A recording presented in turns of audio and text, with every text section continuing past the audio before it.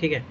तो जिसको भी अभी डाउट है किसी भी सब्जेक्ट में, मान लो जिसको जीएस में अभी भी लग रहा है कि नहीं थोड़ा बहुत दिक्कत हो सकती है, तो 2011 से लेके 2023 में कंप्लीट करवा दूँ, उस क्लासेस को दोबारा देख लो शांतिपूर्वक तरीके से बैठ के आराम से।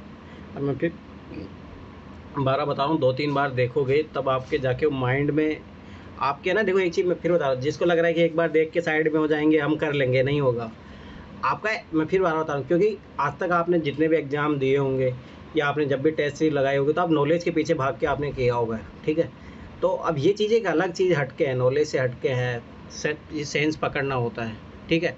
तो ये चीज़ हमेशा याद रखना। तो आपको ये करना है, उस वीडियो को 2-3 बार ज़रूर देख के जाओ एग्ज़ाम से पहले, मैं फिर 12 बता रहा हूँ, क्योंकि माइंड आपका ना उसी अकॉर्डिंग प्रोसेस करेगा। और अभी कोई टेस्ट सीरीज वैसे मत लगाओ, जीएस के लिए तो खास, सीसेट के लिए भी मत लगाओ, अब तो कोई ज़रूरत नहीं है, ओनली पीवाईक्यू करो। और उन वीडियो को 2-3 बार देखो, जो मैंने वीडियो बनाए हैं जितने सारे, उनको 2-3 बार देखो, तभी जाको आपको एक कॉन्फिडेंस आएगा और आपका माइंड जो है उसी अकॉर्डिंग प्रोसेस करेगा। मैं हकीकत बता रहा हूँ, देखो जीएस का 150 नंबर भी ला सकते हो, जो मैंने चीज़ें सिखाई है अगर आप उसको अप्लाई कर दिए तो। मैं फिर 12 बता रहा हूँ, 150 नंबर भी आ जाएगा, पर वो एक डिपेंड करता है कि आप अप्लाई कर पाओगे नहीं कर पाओगे, आप वहाँ पे नॉलेज को प्रायोरिटी दे रहे हो। कुछ मैं फिर 12 बता रहा हूँ, स्टार्टिंग में फर्स्ट जो आप पहली बार जब ट्राई करोगे, पूरा पेपर में देखोगे, तो उसमें 100% जो आपका नॉलेज है पहले वो अप्लाई कर लेना। उसके बाद में सेकंड जब आप अटेम्प्ट करोगे दोबारा पेपर को, तो उस टाइम फिर आपको यही प्रोसेस अप्लाई करना है। तो वो जब भी अप्लाई कर पाओगे जब आप तक माइंड में रची बसी रहेगी ये चीज़ें। तो मैं फिर आ रहा था, 2-3 बार ज़रूर देख के जाओ उन वीडियो को, ठीक है। पहली बात जीएस के लिए तो ये रही। आखिरी बात, लगभग 13 तारीख को मैं क्लास लूँगा, ठीक है। यूट्यूब पे जब मेरे सब्सक्राइबर अगर 1000 हुए ना तभी यूट्यूब पे अपलोड करूँगा, नहीं तो मैं जो पेड बच्चे हैं उन्हीं को दूंगा वो क्लास, ठीक है। तो उसमें मैं माइन्यूट लेवल पे कुछ चीज़ें देखे, मैं भी जैसे बार मैं भी आखिरी के 4-5 दिन में फिर आ रहा बता रहा हूँ, 10 तारीख के बाद में कुछ भी मत करना, ओनली जो है पीवाईक्यू ही लेके बैठना, जीएस सीसेट दोनों के। मैं फिर 12 बता रहा हूँ, 11, 12, 13, 14 तारीख, 15 तारीख, 5 दिन ओनली पीवाईक्यू। मैं फिर 12 बता रहा हूँ, कुछ भी नहीं, और माइंड में कुछ भी, जो भी पढ़ा है 10 तारीख तक पढ़ लो। जो पढ़ना आपने जो पढ़ा है पहले, उसका जो रिवीजन करना है वो सब 10 तारीख तक। उसके बाद में हाथ जोड़ देना लंबा लंबा कि हाँ भाई जो पढ़े हैं वो याद रहे, साइड में कर देना। 11, 12, 13, 14, 15 तारीख मेरे वीडियो और ओनली यूपीएससी के पीवाईक्यू, इसके अलावा कुछ भी मत देखना, कुछ भी नहीं करना है। तभी आपका माइंड है ना उसी अकॉर्डिंग प्रोसेस करेगा। अब जैसे मैं भी कुछ पढ़ना होता जो भी पढ़ लिया, पर मैं आखिरी के दिनों में ओनली यही काम करना है, ओनली पीवाईक्यू ही देखना है, ठीक है। 13 या 14 तारीख को मैं क्लास लूँगा एक, तो उसमें मैं बताऊँगा कि जीएस में मतलब 20-30 नंबर आपके आराम से बढ़ जाएंगे, ठीक है। तो मैं फिर बता रहा हूँ, मेहनत से अगर आप 40-50 नंबर भी ले आए तो आराम से हो जाओगे पार जीएस की कट ऑफ, कोई बड़ी बात नहीं। 2-3 मैं चीज़ें और बता दूंगा उसमें, जिसमें कुछ ऑब्जर्व करो, मैं भी देखूंगा, क्योंकि आखिरी 5 दिन मैं भी यही काम करने वाला हूँ, ओनली पीवाईक्यू देखने वाला हूँ, ठीक है। तो उसमें 2-3 चीज़ें मुझे नहीं मिली है, तो ऐसे तो मैंने बताया भी है। तो मैं फिर दोबारा बता रहा हूँ कि वो चीज़ अप्लाई कर लोगे तो आराम से 20-30 नंबर तो ज़रूर बढ़ने वाले हैं, ठीक है। तो जीएस का तो ये काम हो गया। सीसेट में मैं फिर दोबारा बता रहा हूँ, सीसेट में भी ओनली पीवाईक्यू ही करो, और मेरे वीडियो को खोल के रखो जहाँ क्वेश्चन में अटक रहे हो, क्योंकि सेम प्रोसीजर से ही क्वेश्चन आते हैं। और ये जो मैंने फार्मूला वाली जो सीट करवा दूंगा उसके बाद में और बचता कुछ है भी नहीं सीसेट में, फिर मैं बार बता रहा हूँ, लिख के दे रहा हूँ गारंटी। जो मैंने सीसेट के नोट्स बनाए ना, और वो जो एग्ज़ाम के 3 घंटे रहेंगे, ये पढ़ के जाना, ये नोट साथ में लेके जाना, मैं अभी भी बोल रहा हूँ काम आएंगे। क्योंकि सीसेट में ऐसा होता है, मुझे याद है 2021 का पेपर, मैं मतलब थोड़ी आधा 1 घंटा ही मैंने पढ़ा था और कम से कम 4-5 क्वेश्चन बन गए थे। तो इसीलिए मैं बता रहा हूँ 2 घंटे पर यूटिलाइज़ करना है, वहाँ जाके फालतू बकवास मत लग जाना। और कोई भी जब जैसे GS1 होगा पेपर कैसा हुआ कोई, क्योंकि अपन तो ऐसे भी ट्रिक से खेलेंगे तो उससे तो ऐसे पता नहीं लगेगा, कोई दिक्कत नहीं। साइड में रखना उस पेपर को, देखना भी नहीं है एग्ज़ाम के बाद में, चुपचाप अपने नोट्स कुछ खा पी लेना, नोट्स खोलना अपने, और इनको अच्छे से देख लेना। और जहाँ नहीं समझ में आए तो मेरे वीडियो है ही, खोल के देख लेना कोई चीज़ समझ में नहीं आए, ठीक है। पहली बात मैं फिर 12 बता रहा हूँ, जिसको सीसेट में अभी भी डर लग रहा है तो ये चीज़ कर लो, इसी से ही पास होना है। मैं फिर बोल रहा हूँ, रीजनिंग मैथ 30 क्वेश्चन सोल्व कर लोगे, और उधर मेरे पैसेज वाले वीडियो देख लोगे तो 20 तो मिनिमम सही हो ही जाएंगे, 15-16 तो काट पीटी उधर ही सही हो जाएंगे। और इधर मैं गारंटी दे रहा हूँ 20 से 25 क्वेश्चन, 25 से 30 क्वेश्चन तो इस फार्मूला बेस जो मैंने बनाए हैं इसी के बेस पे आएंगे क्वेश्चन। और मेरे जिसने वीडियो देखे हैं तो सीसेट में मैं फिर बता रहा हूँ, अभी भी डाउट, किसी भी चीज़ में डाउट लग रहा है तो मेरे वीडियो देखो, मैं फिर बार बार बता रहा हूँ। तो इतनी घबराने वाली बात होनी नहीं चाहिए। और किसी कुछ पूछना है, क्लास शुरू करें? व्हाट्सएप पे लिंक नहीं भेजा आपने? अरे हाँ सॉरी, वो इधर में बात करने लग गया, पता ही नहीं लगा। तो ऐसे भी लगभग सब ज्वाइन तो कर ही लिए, कौन बचा? ठीक है, भेज देता हूँ। तो मैं फिर बारह बता रहा हूँ, जिसको जिस चीज़ में डाउट हो रहा है वो जाके मेरी क्लासेस देखो। और अभी मैं फिर बता, दो तीन बार ज़रूर देख के जाना इन क्लासेस को, तब जाके फ़ायदा होगा। तब क्योंकि आपका माइंड है ना उसी अकॉर्डिंग फिर सोचने के लिए तैयार होगा। जैसे मैं आखिर बता रहा हूँ, अभी मैं प्रेजेंट टाइम की बात बता रहा हूँ। जैसे आज मैं दिन में कुछ भी नहीं पढ़ा हूँ, पर मुझे पता है भाई एग्ज़ाम में वही चीज़ करनी है, मुझे पेपर उसी से ही निकलेगा। कि चलो नॉलेज से मैं हो सकता है, अगर मैं मान लो 10 दिन पढ़ी भी लूँ नॉलेज से, तो 2-3 क्वेश्चन ही निकलेंगे। पर मुझे पता अगर मैं वो ट्रिक सीख लूँगा तो 40-50 क्वेश्चन मेरे सही हो जाएंगे। तो ये चीज़ समझो, ये आखिरी टाइम में और कुछ भी नहीं करना है। 10 तारीख तक जितना पढ़ना पढ़ लो। हाँ बोलो सचिन। जो आप काम करा रहे हो ना, उस पे एक लड़का सेलेक्ट हुआ है, इसी साल हुआ है वो लड़का। अरे ठीक है, तो यही तरीका है एग्जाम में निकालने का। मैंने अच्छे से देखा था, वो बताया भी है वो चीज। अच्छा, मैं आपको क्लास सेंड कर दूंगा, तुम देखना। अच्छा चलो ठीक है, तो क्लास शुरू करते हैं। रही थोड़ा क्लास में जहाँ पे नहीं समझ में आता तो थोड़ा मेरे को बता दिया करो, या मेरी स्पीड तेज़ है तो जैसे सोमे से मुझे बता रहा था। ठीक है, चलो शुरू करते हैं तो क्लास अपने।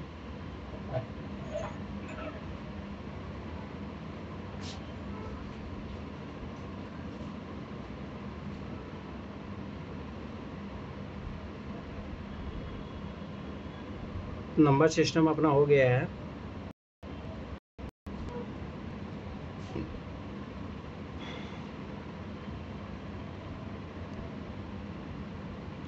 देखो, जहाँ नहीं समझ में आएगा बता देना, थोड़ा एक्सप्लेन कर दूंगा। और स्पीड थोड़ा ज़्यादा लगे तो मुझे बोल देना, क्या थोड़ा मेरा स्पीड है ही तेज़ पढ़ाने का।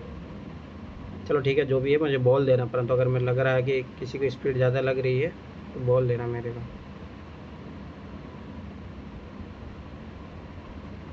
ठीक है, देखो ये क्वेश्चन मैं फिर 12 बता रहा हूँ। यहाँ से क्वेश्चन नंबर सिस्टम से मैं गारंटी बता रहा हूँ 10 क्वेश्चन आएंगे नंबर सिस्टम से, मिनिमम बता रहा हूँ मैं तो, मिनिमम। तो ये जो मैंने पढ़ाया है इससे बाहर नहीं जाएगा कोई भी क्वेश्चन, मैं फिर बार बार बता रहा हूँ। तो इसको अच्छे से कर लेना, डिविजिबिलिटी रूल, ये सब सारी चीज़ें। और एक बार वीडियो देख लेना कहीं समझ में नहीं आए तो।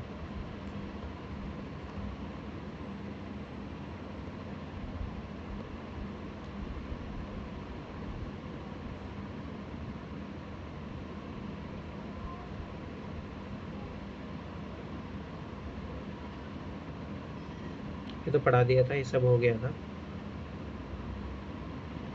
ठीक है, अब इधर आ जाओ, एचसीएफ एलसीएम। अब देखो ध्यान से समझना, ये क्वेश्चन मतलब ये जो चैप्टर है, इनडायरेक्टली क्वेश्चन आपको 1-2 मिल जाएंगे। ठीक है, आएगा। जैसे आपकी बार वो आया था, ट्रैफिक सिग्नल वाला आया था। ठीक है, दूसरी बात, एचसीएफ एलसीएम का प्रयोग आप चाहे नंबर सिस्टम हो, ठीक है, और कोई सा भी चाहे प्रोबेबिलिटी हो, हर जगह यूज होता है। तो ये इंपॉर्टेंट चैप्टर है, ये मतलब आपकी कैलकुलेशन में फास्ट करता है। ठीक है, तो ये चीज़ याद रखना। ठीक है, तो इंपॉर्टेंट चैप्टर है। एक आध डायरेक्ट क्वेश्चन भी मिल जाएगा आपको, और ज़्यादा उम्मीद मत करो इससे, 1-2 क्वेश्चन ही मिलेगा, परंतु हाँ कैलकुलेशन में आपकी बहुत हेल्प करेगा ये। ठीक है, तो ये आइडिया होना चाहिए। ठीक है, तो देखो मल्टीपल क्या होता है, मल्टीपल याद करो। जैसे 2 का पहाड़ा, 4 का पहाड़ा, ये क्या है, मल्टीपल ही तो है। ठीक है, जैसे 2 का पहाड़ा आप बोल रहे हो, ठीक है, तो ये गुणज है। अब जैसे मान लो 17 का पहाड़ा है, ठीक है, तो ये चीज़ देखो 17, 34, 51, ये मल्टीपल कहलाते हैं। ठीक है, फैक्टर क्या होते हैं ध्यान समझना। गुणज हमेशा याद रखना आगे की ओर होगा। जैसे 2 का गुणज क्या होगा, 2, 4, 6, 8। ठीक, अब जैसे 4 का गुणज 4, 8, 12, 16, परंतु 4 के भाजक याद रखना हमेशा 4 या 4 से छोटे होंगे। भाजक मतलब जो उसको डिवाइड करते हो। तो याद रखना एक दो चीज़, भाजक जो होता है, एक तो एक नंबर, एक जो नंबर होता है वो सबको विभाजित करता है। ठीक, दूसरा वो जो संख्या होती है वो खुद का भाजक कहलाती है। ठीक है, तो ये चीज़ है। जैसे 17 है, 17 का भाजक 1 भी है और 17। अब जैसे 14 का भाजक देखो 1 भी है, 2 का भी भाग दो भी 14 को डिवाइड करता है। 7 भी डिवाइड करता है, 14 भी डिवाइड करता है, ठीक है। तो ये पता होना चाहिए गुणज क्या होते हैं, भाजक क्या होते हैं, ठीक है, ये पता होना चाहिए। मैं फिर बार बता रहा हूँ, एक आध क्वेश्चन जरूर आएगा, अरे हेल्प करेगा आपका नंबर सिस्टम में, ठीक। अब आ जाओ एलसीएम निकालते कैसे हैं, ठीक है। तो ये सबसे मेन इंपॉर्टेंट है। जो चक्र वाला जो क्वेश्चन आएगा, आगे चैप्टर आएगा, उसमें भी हेल्प करेगा ये, ठीक है। बहुत जगह काम करेगा, बहुत सारे क्वेश्चन आए भी हुए हैं यूपीएससी पीवाईक्यू में। तो एलसीएम निकालने के, जैसे मान लो 2 3 4 है, इसका एलसीएम लिखाना। अब देखो ये पढ़ो, लोवेस्ट कॉमन मल्टीपल। तो मल्टीपल देखो, मल्टीपल यहाँ पे ये, तो याद रखना कि अपन जैसे 2 का गुणज निकल 2 लिखे, 2 4 6 8 10 12 ऐसे करके आए। 3 का गुणज 3 6 9 12, 4 का गुणज 12। अब देखो लोवेस्ट सबसे छोटा दिखना है, कॉमन दिखना है, तो देखो कॉमन देखो 12 सबसे छोटा। ऐसे तो आगे 24 भी मिलेगा, 24 भी मिल रहा है, परंतु अपने को सबसे छोटा ढूंढना है। और क्या ढूंढना है, मल्टीपल ढूंढना है, ठीक है। तो ये चीज़ है एलसीएम का मतलब, ठीक है। तो एक चीज़ याद रखो, एलसीएम का जैसे 4 का गुणज। अब एक चीज़ याद रखना, जब जैसे ये छोटी संख्या है, ध्यान समझना, ये छोटी संख्या है, ये है, तो इसका ही मल्टीपल जो है वो आएगा एलसीएम। तो अपन डायरेक्ट भी निकाल, जैसे बहुत सारे लोग आप देखते होंगे, जैसे अपन तो मालूम मोस्टली ऐसे करते हैं कि भाग देते हैं। कुछ लोग होते हैं जो मतलब ओनली नॉर्मल कैलकुलेशन करते हैं, उसी के अकॉर्डिंग जो है निकाल लेते हैं, ठीक है। तो ये चीज़ याद रखना। तो वही इसी अकॉर्डिंग निकाल लेते हैं, देख लेते हैं 4 8 12 क्या सबसे डिवाइड हो रहा है, तो ऐसे करके सोचते हैं, तो आराम से उस तरीके से भी निकाल सकते हैं, ठीक है। अब आगे देखो एलसीएम 1 2 4, ठीक है। तो इसका देखो वापस से 4 का गुणज, 4 का गुणज 4 खुद है, तो 4 में क्या 1 का भाग जा रहा है, हाँ जा रहा है, 2 का भी जा रहा है, तो एकदम 4 एलसीएम हो जाएगा। 5 7 9 का। अब ध्यान से समझना ये चीज़, जब मान लो कि तीनों के तीनों अभाज्य संख्या हो, याद रखना प्राइम नंबर, तो ये पता होना चाहिए, तो मैंने बोला है तो याद रखना। जब तीनों के तीनों प्राइम नंबर हो, तो याद रखना उनका गुणज जो होता है, मल्टीपल जो होता है, तीनों को गुणा कर दो, वही उसका एलसीएम आएगा, ठीक है। तो ये चीज़ याद रखना। अब दूसरी बात, इनकी कंडीशन होती है, जैसे मान लो यही 4 5 6 है, तो एलसीएम हमेशा याद रखना, जो ये मैंने बोला था ना, इससे बड़ा आएगा, ऐसा नहीं कि छोटा आ जाएगा, 9 6 से छोटा नहीं आएगा। तो ये चीज़ याद रखना, ठीक है। अब आता है एचसीएफ की बात। मैं फिर बता रहा हूँ, एक आध क्वेश्चन जरूर आएगा और कैलकुलेशन में जरूर हेल्प करता है, ठीक है। एचसीएफ का मतलब होता है हाईएस्ट कॉमन फैक्टर। फैक्टर मतलब भाजक। जैसे 12 के भाजक कौन कौन है, 1 है, मतलब 12 को जो विभाजित करते हैं, 1 है 2 है 3 है 4 है 6 है 12। 18 के भाजक क्या है, 1 है 2 है 3 है 6 है 9 18। 24 के भाजक क्या है, 1 2 3 4 6 8 12 24। अब देखो एचसीएफ निकाला 12 18 का, तो अपने को क्या ढूंढना है, हाईएस्ट कॉमन फैक्टर ढूंढना है। अब देखो इसमें हाईएस्ट 6, इसका भी 6, इसका भी 6, इसके अलावा कोई है 9, तो इसका एचसीएफ क्या आ जाएगा, 6 आ जाएगा, ठीक है। तो ये चीज़ याद रखना। अब जैसे एचसीएफ 12 और 24 का, ठीक है, तो जो 24 को विभाजित करे और 12 को विभाजित करे तो कौन हो गया, वो 12 ही हो गया। ऐसे जैसे 4 12 18 का, तो वो क्या हो जाएगा, 2 हो जाएगा। तो ये चीज़ याद रखना, ठीक है। तो ये नॉर्मल एक तरीका है। दूसरी बात वही सेम चीज़ कि जो भी एचसीएफ होगा, याद रखना वो ए से छोटा नहीं होगा, मतलब, ठीक है। तो वो तो नॉर्मल चीज़ है। अब ये जो है सबसे मेन इंपॉर्टेंट है कि एलसीएम निकालते कैसे। ये तो चलो छोटी छोटी संख्या थी, अपने को डायरेक्ट पता लग गया। अब देखो एलसीएम बड़ी बड़ी संख्या है, तो एलसीएम कैसे निकालना है। अब देखो वही है 32 56 72। अब एक चीज़ याद रखना, इसमें मैं थोड़ा एक टेक्निक बता देता हूँ। जब भी ऐसे भाग दो, तो ये चीज़ याद रखना, कम से कम 2 संख्या में भाग जा रहा हो तभी दो। ऐसा नहीं कि अभी 1 में जा रहा है तो फिर भाग दे जा रहा हो, नहीं, फिर डायरेक्ट गुणा कर लेना। अब देखो 2 का भाग जा रहा है, इसमें सब में जा रहा है, फिर 2 का जा रहा है, सब में जा रहा है, 2 का जा रहा है, सब में जा रहा है। अब देखो यहाँ पे, अब ये आ गया। अब देखो यहाँ पे देखो 2 का एक ही जगह जा रहा है, 3 का एक जगह, तो मत दो, डायरेक्ट गुणा कर लो। 2 4 8 8 चौक 32 32 7, ऐसे गुणा कर लो, तो ये आ जाएगा 216। तो ये चीज़ यार ना एलसीएम निकालने का एक तरीका। एचसीएफ कैसे निकाला जाता है, अब देखो एचसीएफ निकालने का तरीका, 32 56 72 इसका एचसीएफ निकालना है, ठीक है।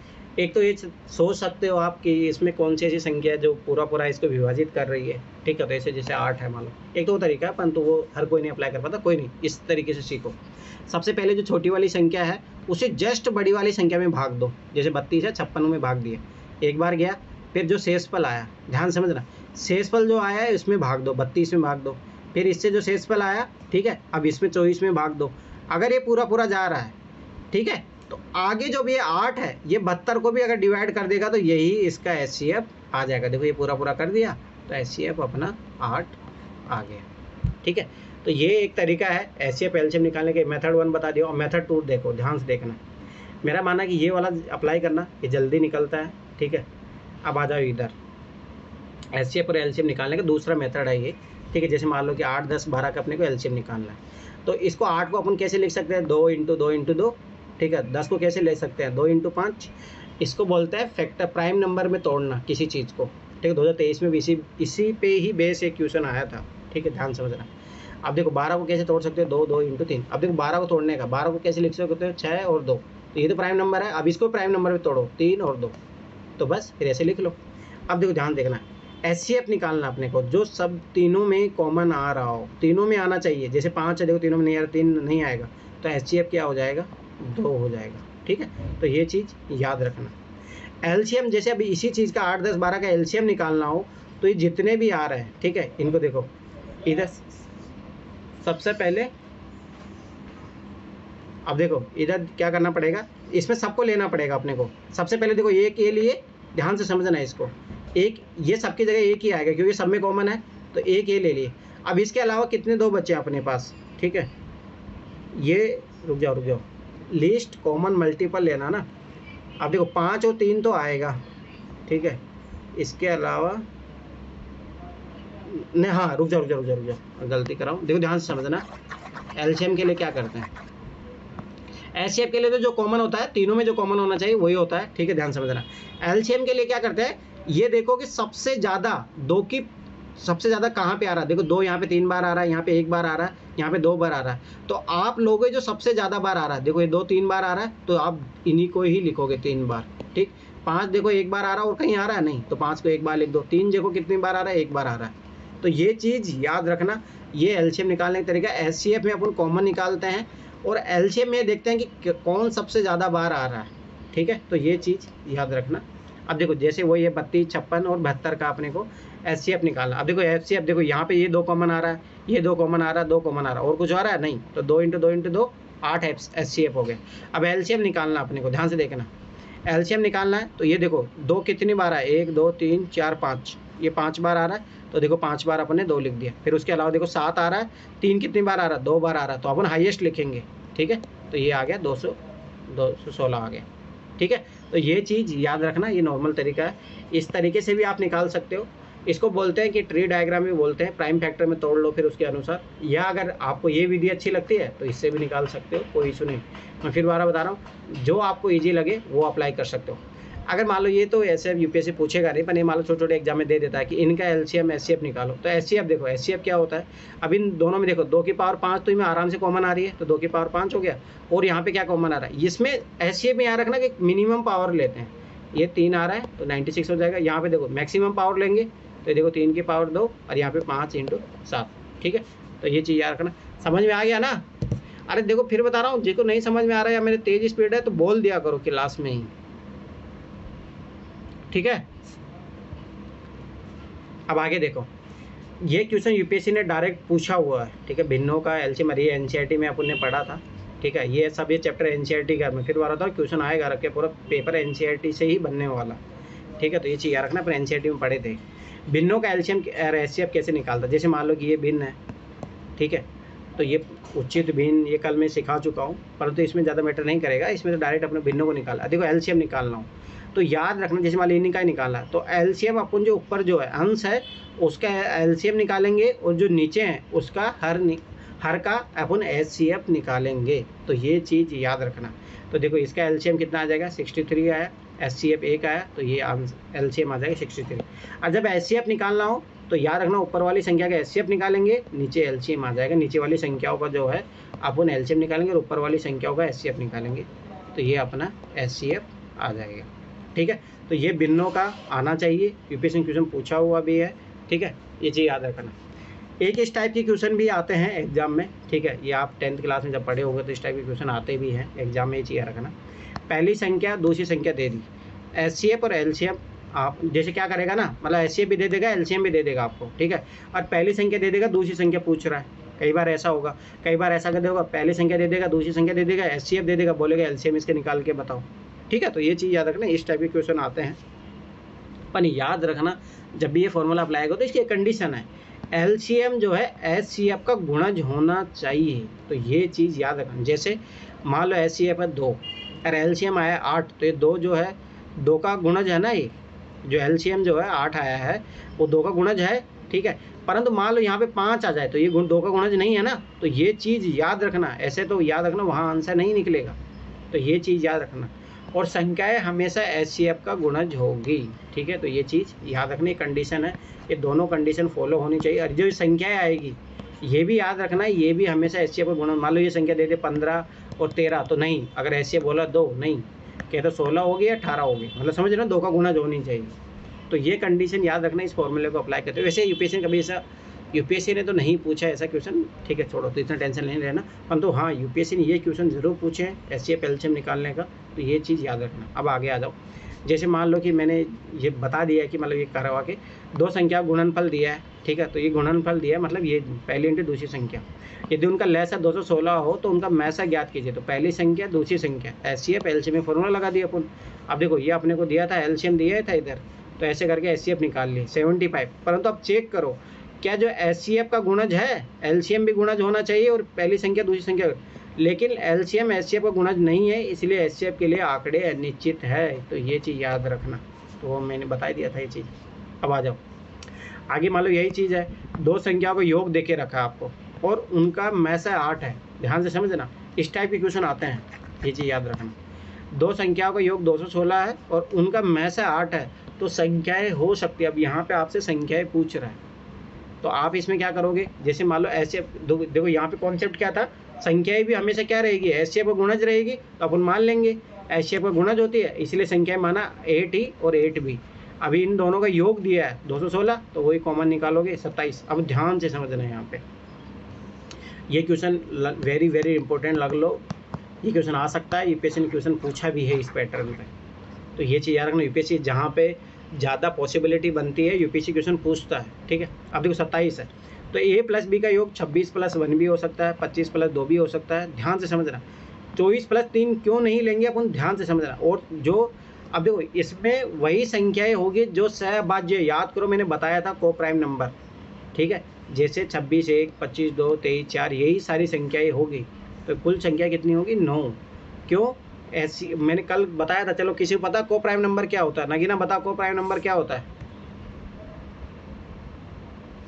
नगीना।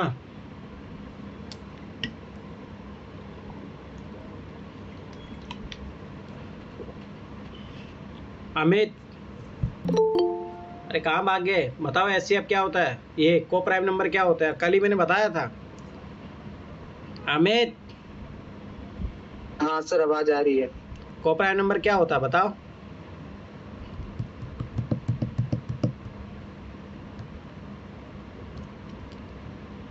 कुछ बोलोगे, अरे कल ही मैंने बताया था। किसको पता है, ऐसे कैसे काम चलेगा फिर, तुम क्या ही कर रहे हो, को प्राइम नंबर नहीं पता है। नगीना, सोमेश, को प्राइम नंबर क्या होता है, यार कल ही मैंने पढ़ाया था।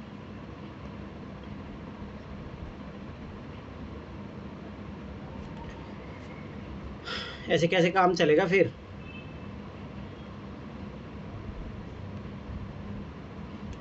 आप एक दिन पढ़ाई चीज दूसरे दिन याद नहीं रख पा रहे हो, कैसे काम चलेगा फिर कोई मतलब ही नहीं क्लासेस लेने का। ऐसे तो तुम लोग, अरे याद है छोटा सा लिखा हुआ था,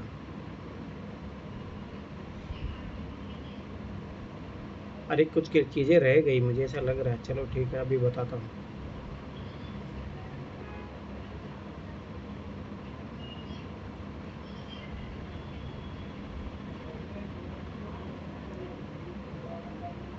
किसी को नहीं पता को प्राइम नंबर क्या होता है,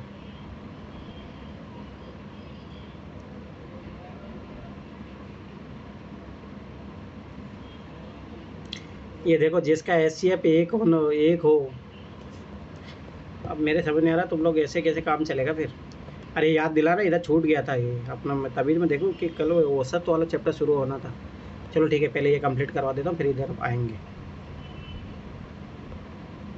सब छूटा हुआ। चलो ठीक है, इधर आओ। तो ये चीज़ याद रखना, जिसका HCF 1 हो उन्हीं नंबरों को लेना है। अब देखो देखो ध्यान से समझना, इधर 2403 क्यों नहीं ले रहे, इसका जो है HCF ज़्यादा है। अरे तो वापस से वही दिक्कत होगी।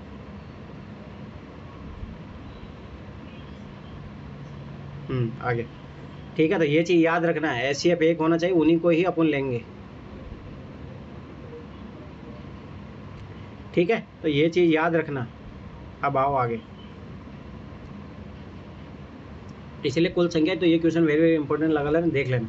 अब देखो इस टाइप के क्वेश्चन भी आते हैं। ये क्वेश्चन मैं फिर बताऊँ, यूपीएससी में आया हुआ, बहुत बार आया हुआ, तो ये चीज़ याद रखना। 5 घंटे प्रारंभ में एक साथ बजी, यहाँ पे है ना, क्वेश्चन की लैंग्वेज ध्यान से पढ़ना। 5 घंटे प्रारंभ में एक साथ बजी और प्रत्येक घंटे क्रमशः 4, 6, 8, 10, 12 सेकंड के औसत के अंतराल पर बजती है, तो 30 मिनट में कितनी बार एक साथ बजती है, तो ये पता लग जाना चाहिए। एलसीएम निकालना है HCF, तो एलसीएम निकालना है, तो इसका एलसीएम निकाला अपन ने 1205। ठीक है, तो ये चीज़ याद रखना। सॉरी 120 सेकंड आया है, ठीक है, ये सेकंड है। ठीक है, तो 120 सेकंड आया, तो अपने को पता है 120 सेकंड में कितना मिनट होता है, 2 मिनट, क्योंकि अपन 60 मिनट से भाग 60 अगर उससे भाग दोगे तो मिनट आ जाता है। ठीक है, तो अब ध्यान से समझना। अब देखो 30 मिनट में कितनी बार एक साथ बजती है, देखो 30 में अगर 2 से भाग दोगे तो कितना है, 15, तो 15 आंसर मत मार के आ जाना, क्योंकि एक बार तो स्टार्टिंग में तो साथ में बजेगी, तो 16 आंसर आएगा, तो ये चीज़ याद रखना। तो 30 मिनट में वो कितनी बार एक साथ बजती है। ठीक है, तो ये चीज़ याद रखना कि हर 2 मिनट में बज रही है, तो देखो ध्यान से देखना, 2, 4, 6, 8, 10, 12, 14, 16, 18, ठीक है, 20, 22, 24, 26, 28 और 30, तो 1, 2, 3, 4, 5, 6, 7, 8, 9, 10, 11, 12, 13, 14, 15। ठीक है, तो ये चीज़ याद रखना, 15 तो ये हो ही गई। इसके अलावा जब ये स्टार्टिंग में यहाँ से चली थी, तो यहाँ पे तो स्टार्टिंग में बजी है ना, 5 घंटे के प्रारंभ में एक साथ बजी। देखो ये चीज़ याद रखना, ध्यान से पढ़ना। ये क्वेश्चन में फिर बता दो, यूपीएससी ऐसी जगह फंसाती है, तो याद रखना जब स्टार्टिंग में बजी तो उसको भी तो ऐड करेंगे, इसीलिए ये एक ऐड किया गया, आंसर 16। तो ये चीज़ छोटी छोटी बहुत बार ऐसा होगा कि आपने लग रहा है क्वेश्चन सही कर रहे हैं, तो थोड़ा थोड़ा ध्यान से पढ़ना। ठीक है, अब आगे देखो, ये भी एक कॉन्सेप्ट है, ध्यान समझना।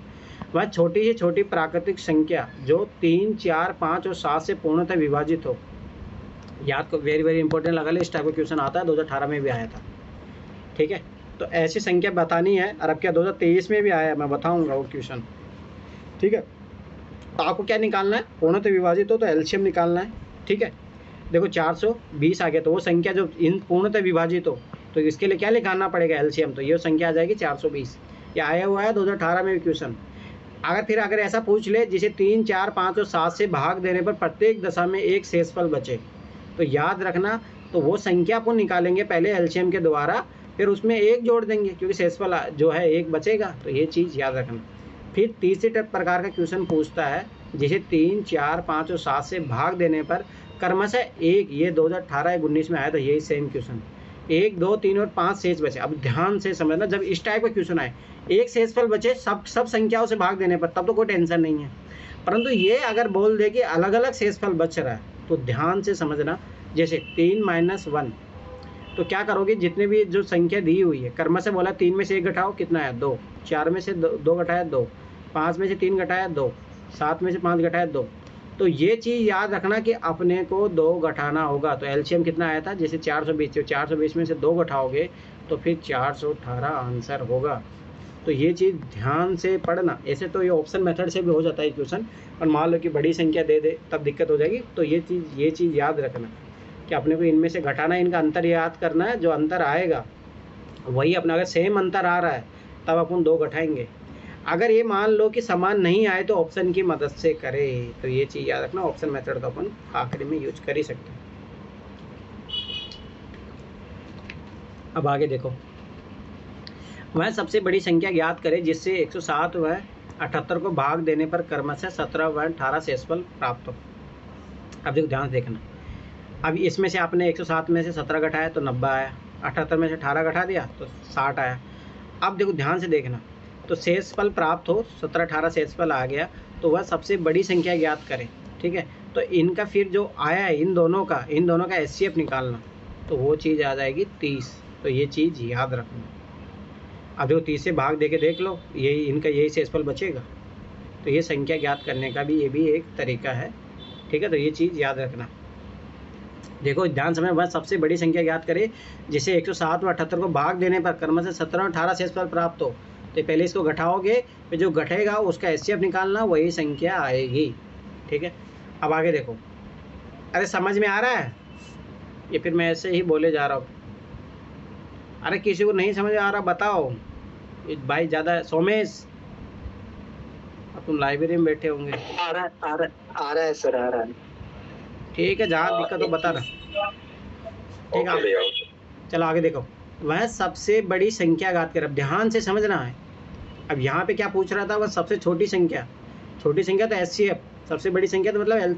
अब देखो, नहीं इसमें भी एचसीएफ ही आएगा, ध्यान से देखना।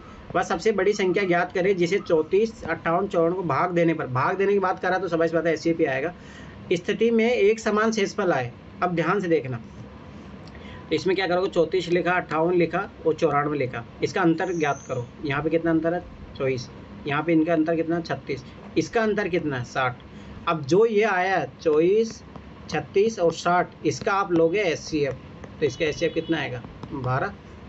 तो 12 आंसर होगा। ऐसे भी है ना, ऑप्शन मेथड से भी कर सकते हो, पर ये भी एक तरीका है। तो ये चीज़ याद रखना, ठीक है।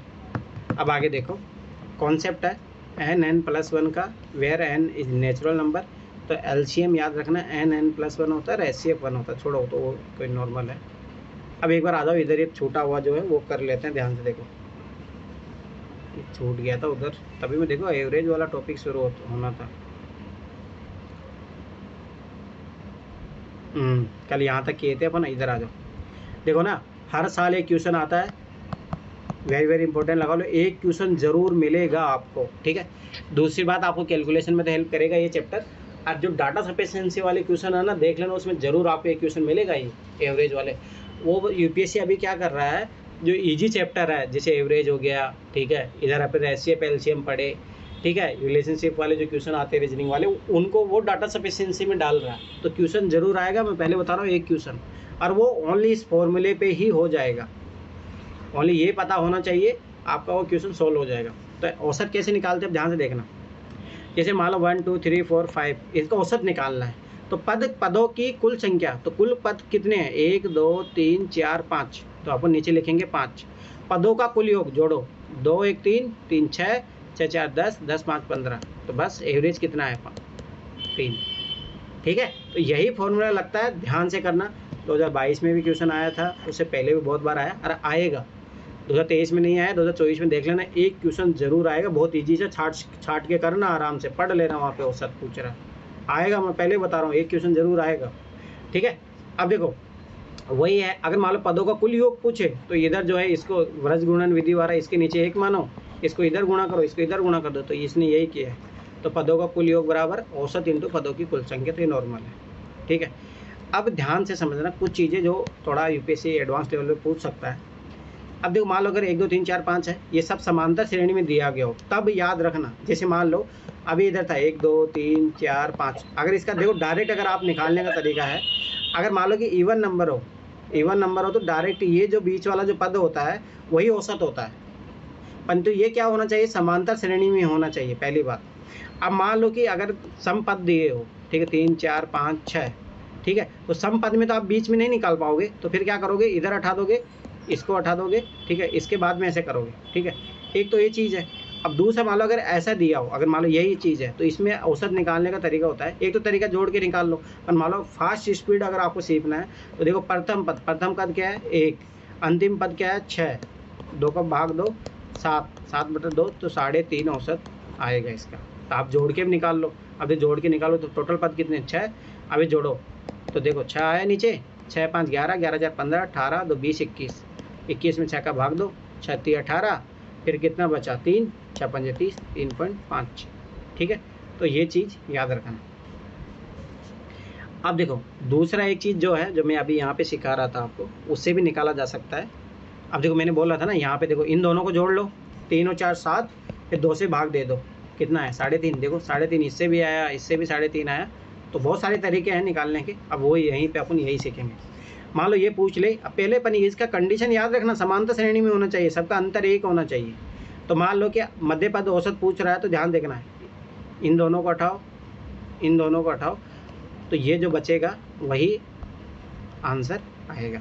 ठीक, अभी तो देखो सबका अंतर सेम है, अपन पदों, ये देखो सम है विषम है, 3 3 6 7 8 सम है, तो पहले देखो 8 है तो 3 3 पहले हटा लो, 3 3 हटा लिया। अभी 11 12 को जोड़ो, 11 + 12 को जोड़ो और 2 से डिवाइड करो, कितना हुआ 10 20 23, 23 में 2 से भाग दोगे तो कितना आएगा 11.5। देखो 11.5। हम लोग ये 3 3 क्यों हटा रहे हैं, इसको फिर से करिएगा। देखो ध्यान समझना, औसत क्या होता है, औसत होता है, देखो एक तो देखो मेरा मानना है कि एक तरीका तो ये है, आप आराम से इससे निकाल सकते हो, परंतु मान लो अगर आपको कैलकुलेशन फास्ट करना है तो उसका एक नियम ये होता है कि पहले दो समानता श्रेणी में होना चाहिए। तो मैंने जैसे मान लो अभी ये लिखा 3 4 5 6 7 लिखा, ध्यान समझना। अच्छा विषम पद है, विषम पद मतलब विषम जैसे 1 2 3 4 5 है, तो इसमें ये करते हैं कि जो बीच वाला जो मान होता है यही इसका औसत आएगा। आप तो स्टार्ट इधर 2 हटा लो, इधर 2 हटा लो, बचा क्या बीच में 5। तो समझ में आया, तो वो चीज़ है। अगर मान लो यहाँ पे एक और बढ़ जाए 8 आ जाए, तो अब देखो अभी इधर 2 ये हटाए, 2 ये हटाए, अब ये बचे 5 + 6, ये 2 को जोड़ा और 2 से आपको 11/2 आएगा, तो कितना हो गया 5.5। तो ये तरीका है, मेरा मानना है कि अगर कोई ज़रूरत नहीं फालतू में कन्फ्यूजन होने की, ये इस वाले तरीके से भी आप डायरेक्ट कर लो, तो वो वाला तरीका है। हालांकि ये कि अगर आपको स्पीड फास्ट करना तो उसके मैं तरीके बता रहा हूँ। समझ में आया? समझ गया। ठीक है, अब आगे आ जाओ इधर। अब देखो यहाँ पे देखो अंतर 2 2 का है, ठीक है 2 2 का अंतर है, तो वही वापस से वही करना है, 16 18 को जोड़ो, कुछ ही नहीं। देखो ये भी समपद है, तो समपद 3 इधर हटाए 3 इधर हटाए, बचे 2, 16 18 2 को जोड़ो, आ गया। ठीक है, तो ये चीज़ याद रखना, तो ये वाली चीज़ है। अब ये एक और फॉर्मूला है, यदि मान लो n1 संख्याओं को औसत a1 हो, ये भी इस टाइप का यूपीएससी क्वेश्चन देता है, और n2 संख्या को औसत a2 हो, तो सभी संख्याओं को औसत याद रखना n1 × a1 + n2 a2 n1 + n2। तो ये वही नॉर्मल चीज़ है, तो ध्यान से देखना, ऐसी कोई बड़ी बात नहीं, ये कहाँ से आया ध्यान देखो। तो टोटल संख्या n1 + n2, तो ये तो आ गया समझ में।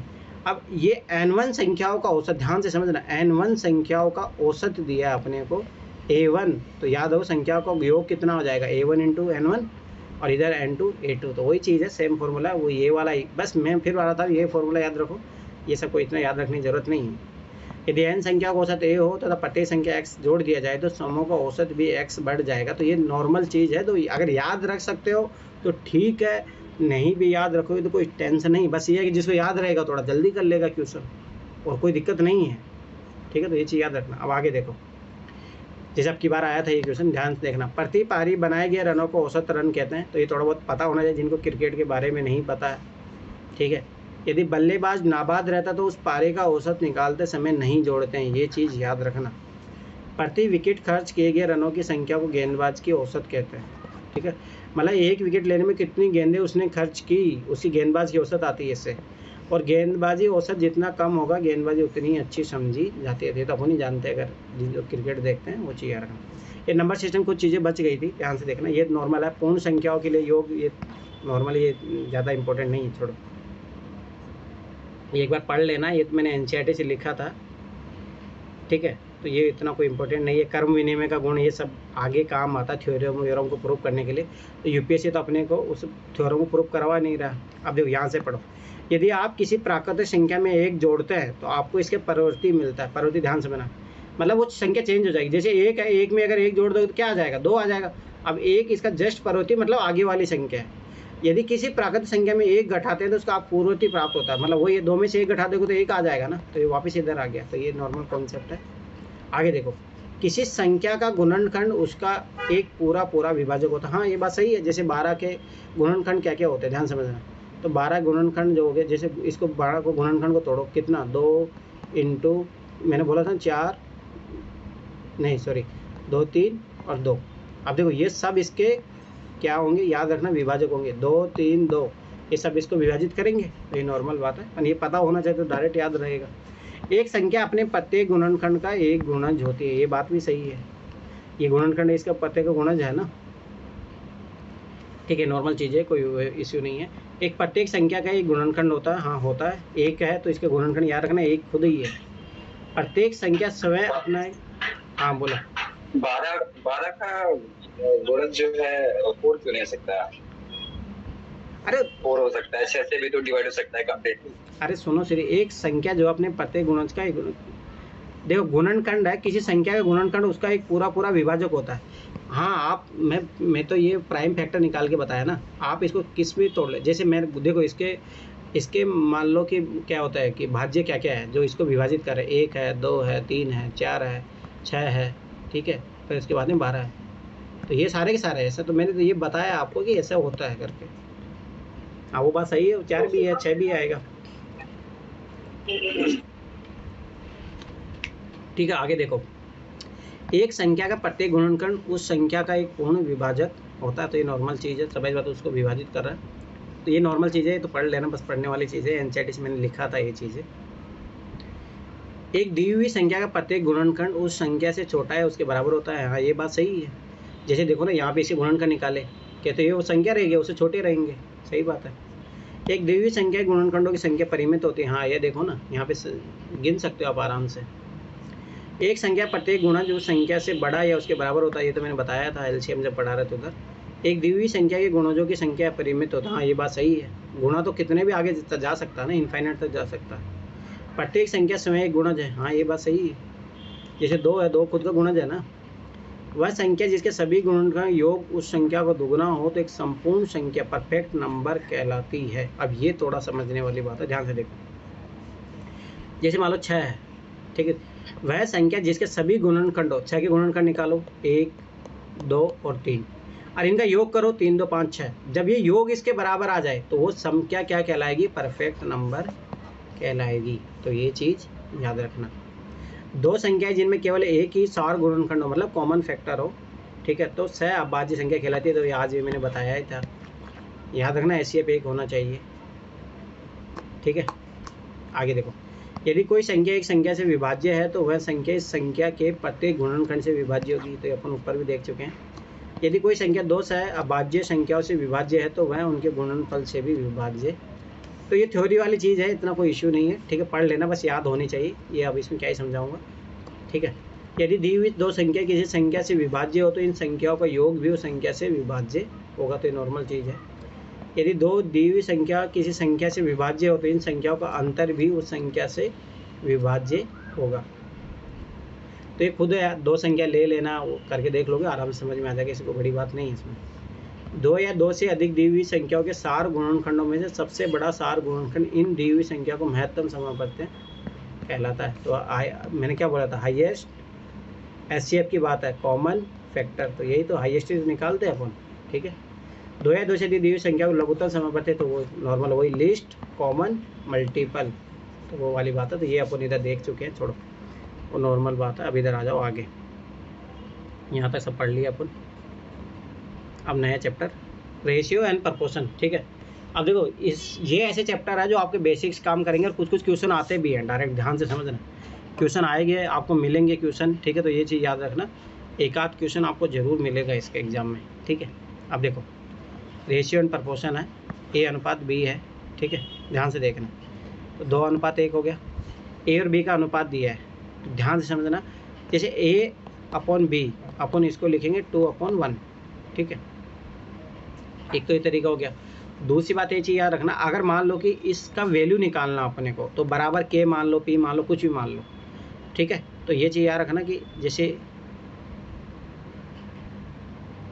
अब देखो A बराबर, ये मान लो कि इधर है, तो 2, रुको 1 मिनट, K किसका वैल्यू आएगा, A अनुपात B मान लो उधर लिखा, तो B A बराबर 2P आ रहा है ना, रुको 1 मिनट,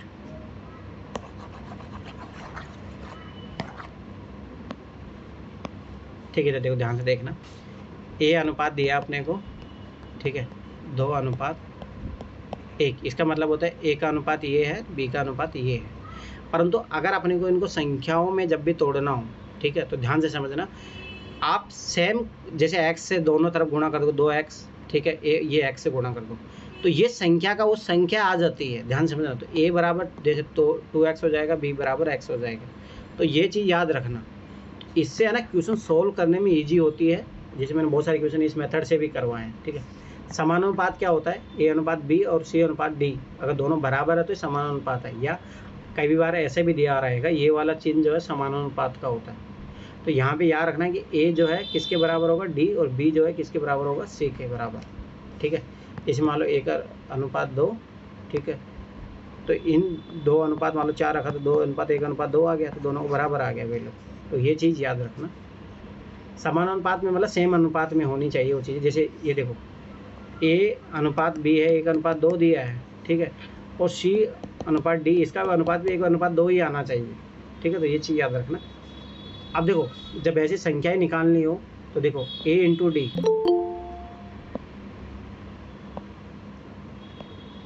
ठीक, ध्यान से देखो, ए इंटू डी, बी इंटू सी, ठीक है। तो देखो बाहरी संख्याओं का गुणनफल, ठीक है, तो ए इंटू डी को गुणा करोगे आप, और आंतरिक संख्याओं का गुणनफल बी इंटू सी। तो मान लो कि ये अनुपात दे देगा, मान लो 3 अनुपात दे दिया, इसका पूछ रहा है, तो ये उस तरीके से निकालने का फॉर्मूला है। तो ये नॉर्मल है, यूपीएससी तो नहीं पूछता, पर एक आइडिया होना चाहिए कि समानुपात में कैसे लिखते हैं, बस ये वाला पता होना चाहिए। ठीक है, मध्य अनुपाती क्या होता है ये पता होना चाहिए, कैसे लिखा जाता है। तो ये चीज़ याद रखो। देखो ए अनुपात एक्स, ये मध्य अनुपाती सेम होता है। अब देखो ध्यान से, बाहरी संख्या गुणनफल ए इंटू बी और आंतरिक संख्या गुणनफल, तो ऐसे करके ये जो एक्स की वैल्यू अपन निकाल सकते हैं। तृतीय अनुपाती इसको बोलते हैं। यहाँ पे अभी दोनों सेम रहेगा, तो वही वापस से बाहरी संख्या गुणनफल ए इंटू एक्स, आंतरिक संख्या गुणनफल बी स्क्वायर, एक्स का वैल्यू निकालना है, तो वो नॉर्मल है। चतुर्थ अनुपाती में क्या होगा, सारी संख्या सब अलग अलग रहेगी, तो वही बाहरी संख्या गुणनफल, आंतरिक संख्या गुणनफल। तो ये नॉर्मल है, यूपीएससी ने कभी ऐसा क्वेश्चन पूछा नहीं है, परंतु मैं फिर बार बता रहा हूँ, आइडिया जरूर होना चाहिए समानुपात का क्या मतलब होता है, तृतीय अनुपात, चतुर्थ अनुपात क्या होता है। ठीक है, तो ये चीज़ याद रखना। अब देखो, जब कई बार ऐसा दे देता है, तो ये अनुपात समान कैसे करना, चलो इसमें मैं समझा देता हूँ कैसे करना होता है, ध्यान से देखना।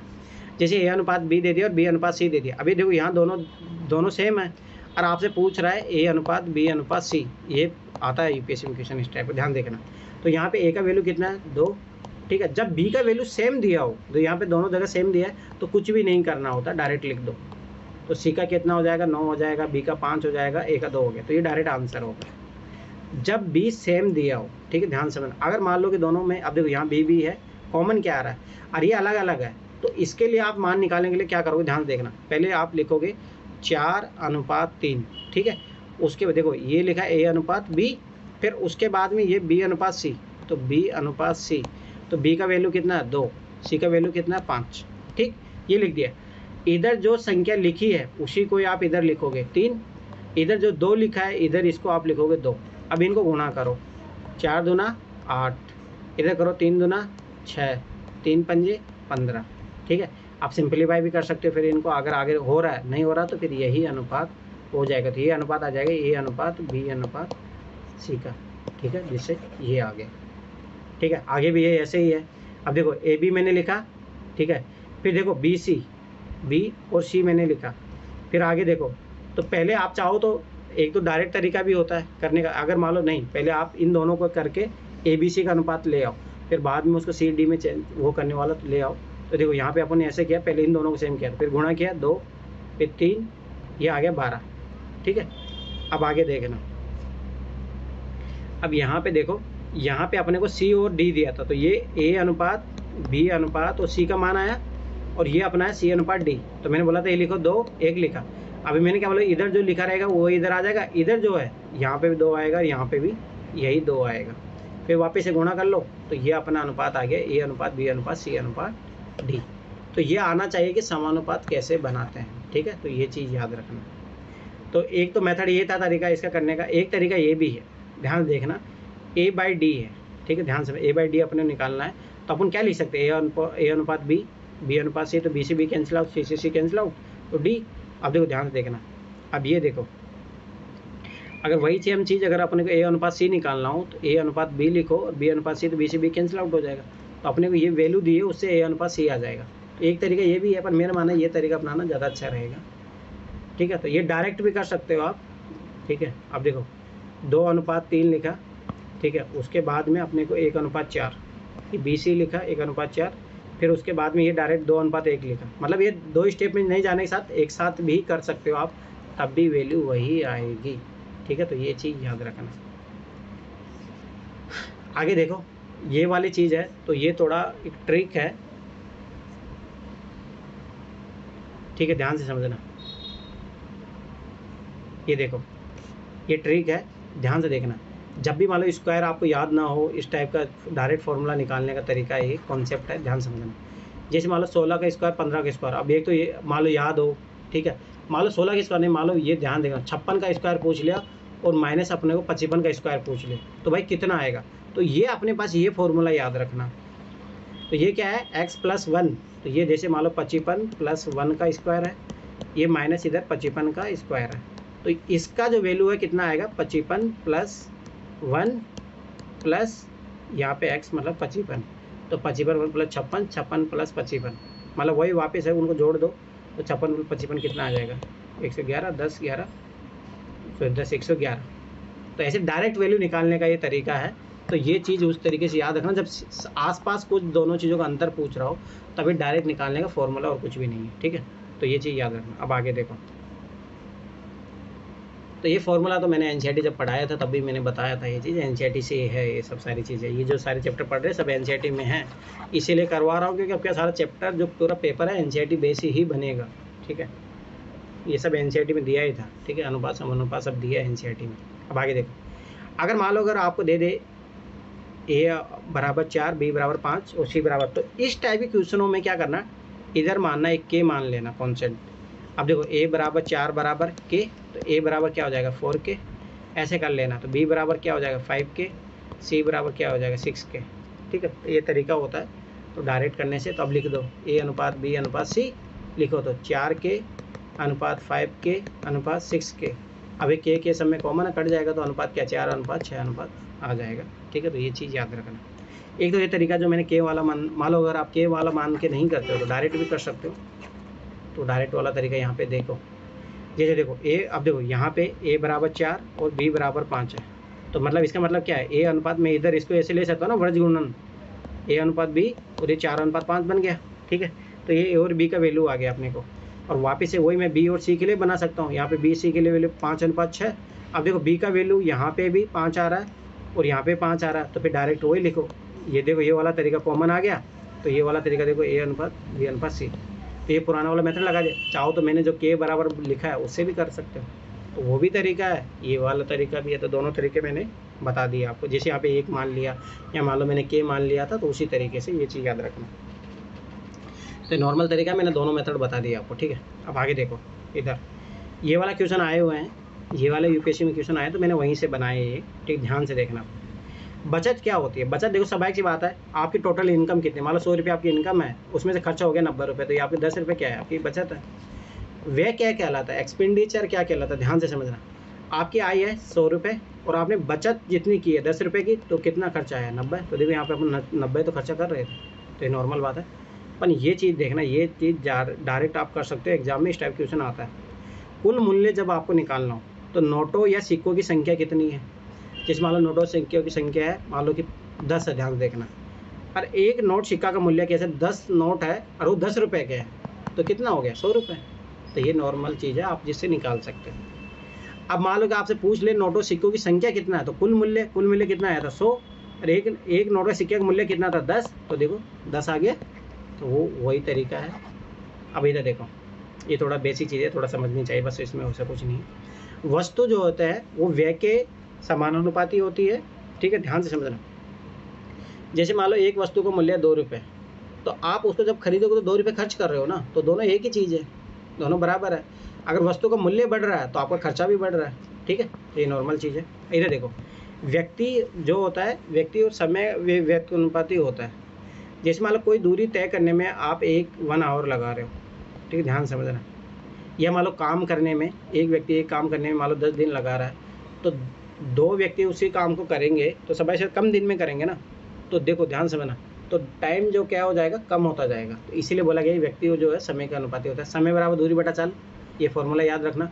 अब जब बोल दे कि दूरी कांस्टेंट है, तो दूरी कांस्टेंट है तो समझ से आता है कि जो चाल है वो समय के व्यक्तिनुपाती होगा, इन्वर्सली प्रोपोर्शनल होता है। अगर जब समय नहीं है तो समय कांस्टेंट हो, तो चाल और दूरी याद रखना समानुपाती होती है। तो ये नॉर्मल चीज़ है, इसमें कोई इशू नहीं। अब ये देखो, ये क्वेश्चन आया था 2022 में भी आया, उससे पहले भी आया हुआ था पार्टनरशिप का। ये आपने पढ़ा भी होगा, जब बचपन में 8th क्लास से ही शुरू हो जाता है। अब देखो ए अनुपात बी है, ठीक है। तो ए का मान लो कि ए ने 4000 रुपये लगाए, बी ने 6000 रुपये लगाए, तो नॉर्मल क्वेश्चन है। तो इनका 3 जीरो कट गया और ये समानुपात आ गया। तो याद रखना, जितना पूंजी लगाया जाता है उसी अनुपात में लाभांश का वितरण भी होता है। तो मान लो लाभांश हुआ इतना, तो निकाल देखो, ध्यान से समझना। ये क्वेश्चन आए हुए हैं, बहुत ईजी क्वेश्चन होते हैं, अभी तो यूपीएससी पूछ नहीं रहा है। मान लो पूछ भी ले, एक आध क्वेश्चन पूछ सकता है, ध्यान देखना। अब 15 से मान लो ए का लाभ निकालना हो, तो डायरेक्ट 2 का अनुपात लिखो। ए का अनुपात कितना है? 2। और ए का लाभ निकालना है। अब ये 1500 मान कितने का? ये टोटल का है ना, तो 2:3, 5 का मान है। तो बस डायरेक्ट काटो, 3 से कितना आ गया? 600 आ गया। तो ये चीज़ याद रखना। और जब 600 इसका आ गया तो बचा हुआ किसका रहेगा? बी का लाभ। तो बी का कितना हो गया? 900। तो ये चीज़, दूसरी बात एक और चीज़ याद रखना, जो इनका पूंजी का अनुपात होता है वही लाभ का अनुपात भी होगा। तो ये चीज़ भी याद रखना, ठीक है। तो ये नॉर्मल क्वेश्चन होता है जब टाइम नहीं दिया रहता। मान लो कि इसमें टाइम दिया रहेगा कि ये था, मान लो राम श्याम होता है, राम 6 महीने के लिए काम किया, श्याम साल। बोलो बोलो। वो हम लोगों ने 5 से डिवाइड क्यों किया? तो ये 5 से क्यों डिवाइड किया? हाँ, अरे देखो, ध्यान समझना।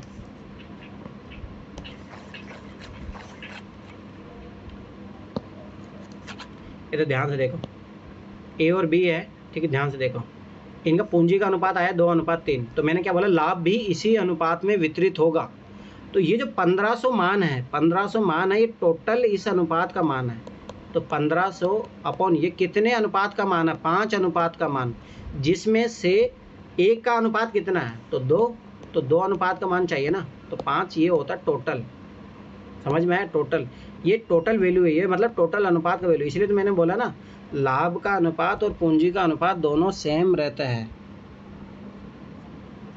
बात अभी समझ नहीं, इसे पकड़ में नहीं आया। इधर देखो, अभी देखो एक चीज़ अगर तो मैं एनसीईआरटी पढ़ा रहे थे तब तो कहाँ गायब थे। तो अब देखो, सुनो इधर ध्यान से देखना। पहली बात देखो, ध्यान से देखो, ये लाभ दिया है, मान लो, ध्यान से देखना। ये तुम छोड़ो, मान लो तुम ही हो, सोमेश है, ये मान लो विक्की है। इन दोनों ने, सोमेश ने लगाए 4000 रुपये, विक्की ने लगाए 6000 रुपये, ठीक है। और आपका साल भर बाद में लाभ हुआ इतने का, 1500 रुपये का। अब स्वाभाविक बात, आप इस 1500 रुपये को डिवाइड करोगे, सोमेश और विक्की में डिवाइड करना है। तो सोमेश को भाई कितना मिलेगा? तो भाई सोमेश बोलेगा, देखो मैंने 4000 रुपये लगाए, तो इनका रेशियो निकाला। तो देखो, इसका आया 2 और इसका आया 3। ध्यान समझना। तो ये टोटल अनुपात का योग कितना है? 5। तो अनुपातों का योग जो है नीचे लिखा जाता है 5, मतलब इन दोनों का अनुपातों का योग लिखा जाता है। और जिसका मान निकालना है, जिसका अनुपात निकालना है, वो यहाँ पे लिखा जाता है, ठीक है। तो ये चीज़ याद रखना। अब इधर आओ, यही सेम चीज़ रहेगी जब मान लो समय दे दिया जाए। मान लो कि ए है जो 12 महीने के लिए काम किया, बी जो है 6 महीने के लिए काम किया। अब ऐसा सही होना चाहिए कि इनका लाभ भी सेम हो जाए। मान लो कि नहीं, तो याद रखना समय जरूर गुणा करोगे, ठीक है। तो 10:3 आए, तो वही सेम चीज़, ये टोटल लाभ है। देखो यहाँ पे 13 क्या है? अनुपातों का योग है। और जिसका मान लो ए का लाभ पूछ रहा था, ए का अनुपात कितना है? 10, ठीक है। तो ये चीज़ याद रखना। ये वाला कॉन्सेप्ट मैं ऊपर समझा ही दिया था, तो ये चीज़ याद रखना। अब आ जाए इधर, अगला चैप्टर परसेंटेज। परसेंटेज में फिर बता रहा हूँ, ये बेसिक चैप्टर है। ये बेसिक चैप्टर है इन द सेंस, ये एक आध क्वेश्चन हो सकता है डायरेक्ट आ भी जाए, परंतु ज़्यादा ये आपका कैलकुलेशन में हेल्प करेगा और चैप्टर में आपकी बहुत ज़्यादा हेल्प करेगा ये, ठीक है। अब देखो, परसेंटेज है 1/100, ठीक है। परसेंटेज का मतलब ये होता है कि 100 का वो कितना हिस्सा है। जैसे मान लो देखो, ये 10 है, ठीक है। तो ये 10 कितना परसेंटेज है? तो इसको अपन क्या लिखेंगे? 10%, ठीक है। तो ये चीज़ याद रखना, ये 100 का कितना हिस्सा है, ठीक है। प्रतिशत मतलब 1/100, ठीक है। जैसे मान लो 60% है, तो परसेंटेज को हटाओगे तब क्या लगाओगे? 1/100, तो ये कितना आ गया? 3/5। तो ये तो नॉर्मल है। 1/2 को अगर आप परसेंटेज में चेंज करना चाहते हो तो पहले क्या करोगे? 100 से गुणा करोगे। और परसेंटेज का चिन्ह क्या होता है? ये तो परसेंटेज का चिन्ह बन जाएगा। और इधर 2 से 2 कटा कितना? 50। तो ये 50% आ गया। तो ये तो नॉर्मल चीज़ है, तो इसमें कोई समझाने वाली बात नहीं। देखो, अभी 22.22 है, इसको हटाना आपको। यहाँ तो अपन नॉर्मली हटा लिया, अपन यहाँ पे हटाना। अब देखो, ध्यान से देखना इधर। तो अपन इसको 22.22 को ऐसे लिख सकते हैं, 22 + 0.2। अभी देखो रिपीट हो रहा है, याद करो कल जो मैंने चैप्टर पढ़ाया था। तो 2 बार लिख लिए। अब इसका याद करो, मैंने चेंज करने का फॉर्मूला बताया था। तो देखो एक बार एक ही संख्या है तो 1 9 आ जाएगा, ठीक है, 2/9 हो गया। अब देखो इसको 2/9 को तोड़ लो, तो इधर ये कॉमन ले लो, 1 9 आया, 198 प्लस 2 तो 200/9। तो ये चीज़ याद रखना, इसको ऐसे करना पड़ेगा परसेंटेज में जब चेंज करना है। तो ये देखो 200/9%। तो ये प्रतिशत का चिन्ह जब हटाओगे तो 1/100 तो 2/9 आ जाएगा। अब देखो ये कुछ चीज़ें हैं जो याद रखनी है आपको। अब इसमें कुछ ही नहीं कर सकता मैं, ये आपको याद होनी चाहिए डायरेक्ट। अगर कैलकुलेशन फास्ट होना है, एग्जाम में टाइम बचाना है, तो ये आपको याद होनी चाहिए। 1% का मान, 1/2 का मान कितना होता है 50%, 1/3 33, 1/4, ये याद होनी चाहिए। तो ये रट लेना, ठीक है। ये सारी चीज़ें पता होनी चाहिए। मैं फिर बार बता रहा हूँ, ये पता होनी चाहिए आपको, बहुत हेल्प मिलेगी एग्जाम में। ये डायरेक्ट दिख जाओगे 18/18, अच्छा ये 2/11 होता है, डायरेक्ट क्वेश्चन सोल्व हो जाएगा। तो ये याद रख लेना, ये याद करनी है सब सारी चीज़ें। अब आ जाओ इधर, ए जो है बी का कितना प्रतिशत है, इस टाइप का क्वेश्चन आता है एग्जाम में, दिया रहेगा। तो ध्यान से समझना, जहाँ पे का लिखा रहेगा का, वो आएगा नीचे। तो पूछ रहा है ए जो है बी का कितना प्रतिशत है, ठीक है। तो मान लो बी है 5, ए है 2, तो इसका परसेंटेज निकालना है। तो ये कितना हो जाएगा, 5 दूना 10, 20, 40% है। समझ में आया? ये चीज़ है, जो कार लिखा रहेगा वो नीचे जाएगा, जो ऊपर जो पूछ रहा है वो ऊपर आएगा, ठीक। आगे देखो, बी जो है ए का, अब देखो ए कहाँ चले जाएगा, नीचे, और जो पूछ रहा है ऊपर, ठीक है। अब देखो ध्यान देखना, एक तो इस बेस पे क्वेश्चन पूछता है, और दूसरा ए जो है बी से कितना प्रतिशत अधिक है, से याद रखना, से जाएगा नीचे, तो नीचे आएगा बी। ध्यान समझना, ए जो है बी से कितना प्रतिशत अधिक है, ठीक है। तो बी में से घटाओगे आप ए, ठीक है। ए जो है बी से कितना प्रतिशत अधिक या कम है, तो मान लो कम होगा तो ये आएगा, अगर मान लो कि अधिक है तो ए माइनस बी, बात तो वही है, ठीक है। तो ये चीज़ याद रखना, तो बी माइनस ए करोगे, ए माइनस बी करोगे इंटू 100। तो याद रखना से मतलब वो नीचे जाएगा बस, और आपको घटाना। बी जो है ए से कितना प्रतिशत अधिक है, बी जो है ए से कितना प्रतिशत अधिक है, तो बी माइनस ए, अरे ए जो है नीचे आएगा। तो ये छोटी छोटी चीज़ें याद रखना, क्वेश्चन आते हैं इस पे बेस, ठीक है। ए बी का कितना प्रतिशत है, तो ये याद करो, ये अपन उधर सीखे थे, ए अपन बी का जो नीचे आएगा कितने प्रतिशत, ठीक है। ये छोटी छोटी चीज़ें हैं, पता होनी चाहिए। मैं फिर बता रहा हूँ, यूपीएससी लैंग्वेज में ही फंसाती है, तो लैंग्वेज याद रखना, ये का से क्या होता है उसका, ठीक है। अब देखो ध्यान से देखना, इस टाइप का जैसे कोचिंग वाले ये चीज़ करते हैं, 23 जो है गुणनतर का कितना प्रतिशत है या कितना गुना है। अब तो ध्यान से देखना, 23 इंटू 3 करोगे ना आप, तब जाके कितना हुआ, 300% हुआ, ठीक है। तो 3 गुना है 300%, पर कितना गुना अधिक है, अगर ऐसा बोले तो ये 2 गुना अधिक है। ये चीज़ याद रखना, अगर पूछ रहा कितना गुना है तो बोलोगे 3 गुना है ये, तो 23 इंटू 3 करोगे तभी तो 69 आएगा। अभी बोला 23 से कितना गुना अधिक है, तो भाई 27 बात 23 तो हो ही गया, फिर 2 बार जो 23 जोड़ोगे आप 46 ही तो ज़्यादा है ना। अब यह 69 में से आप 23 घटा लो, कितना है 46 ही तो है ना। तो ये कितना गुना हो गया, 2 गुना ही तो अधिक है ना। तो ये लैंग्वेज जो है माइन्यूट लेवल पे याद रखना, 3 गुना पूछ रहा है आपसे या कितने गुना अधिक है ये पूछ रहा है। तो ये चीज़ दोनों छोटी छोटी चीज़ें हैं, तो ये चीज़ याद रखना। अब ये देखो, ये परसेंटेज निकालने का तरीका है। अब देखो ध्यान दें, जैसे मान लो कि 15,000 का 10%, तो 1 0 हटा दो, 20% पूछ रहा है, तो ये तो नॉर्मली आप निकाल भी लोगे। तो ध्यान दें, जैसे मान लो 15,000 है तो 10 डायरेक्ट, मतलब एक ये है कि अगर ये टेबल याद है तो आपको कैलकुलेशन करने की ज़रूरत नहीं रहेगी। तो ये मतलब ठीक है, इतना ज़्यादा लोड भी नहीं लेना हर चीज़ का, ठीक है। अब ये वेरी वेरी इंपॉर्टेंट देख लेना, आपका 2024 में क्वेश्चन आएगा इससे, मैं पहले ही बता रहा हूँ क्या आएगा इससे, परसेंटेज चेंज से क्वेश्चन, जिसमें 2% दे चिकन बढ़ रही है कम हो रही है क्या है। तो ये चीज़ याद रखना, परसेंटेज चेंज का फॉर्मूला है वो। अब देखो ये समझना पड़ेगा, पीवाईक्यू में बहुत सारे क्वेश्चन आए हुए हैं। तो मैं फिर बार बता रहा हूँ, जिसको अभी भी सीसेट में डर लग रहा है, मेरी वीडियो देख लो जाके, उसमें मैंने अब ये जब फॉर्मूला रहेगा तो समझ में आएगा, अच्छा ये वहाँ पे लागू हो रहा था, ठीक है। तो percentage change x + y x, ये फॉर्मूला याद रखना। आएगा क्वेश्चन के 2021 में आया था, 22 में भी नहीं आया, 23 में भी नहीं आया, 24 में ज़रूर आएगा। इससे याद रखना, देखो जब परसेंटेज चेंज बोल देंगे जैसे 5% या 10% तो ये लग जाएगा। अब एक बार बोल देंगे 5% की कमी हो रहा तो ये माइनस में लेना, अब दोनों कमी हो रही तो दोनों माइनस में आएगा, अगर मान लो एक में कमी और एक में वृद्धि, तब माइनस कमी वाले के साथ माइनस, वृद्धि वाले के साथ प्लस। तो ये चीज़ रखना, ऐसा नहीं कि अब यही फॉर्मूला लगा दो, सब में यही लगा रहे हो। अरे बात ये देख लेना, कमी की बात कर रहा है अधिक की बात कर रहा है, ठीक है। तो ये चीज़ भी याद रखना। दूसरी चीज़ ये भी बहुत इंपॉर्टेंट है, जैसे मान लो अगर फाइनल वैल्यू पूछ रहा है, ठीक है, फाइनल वैल्यू तो इनिशियल वैल्यू कितना दिया है और उसमें कितने कर्मिक परसेंटेज चेंज हुए हैं, तो ये फॉर्मूला याद रखना।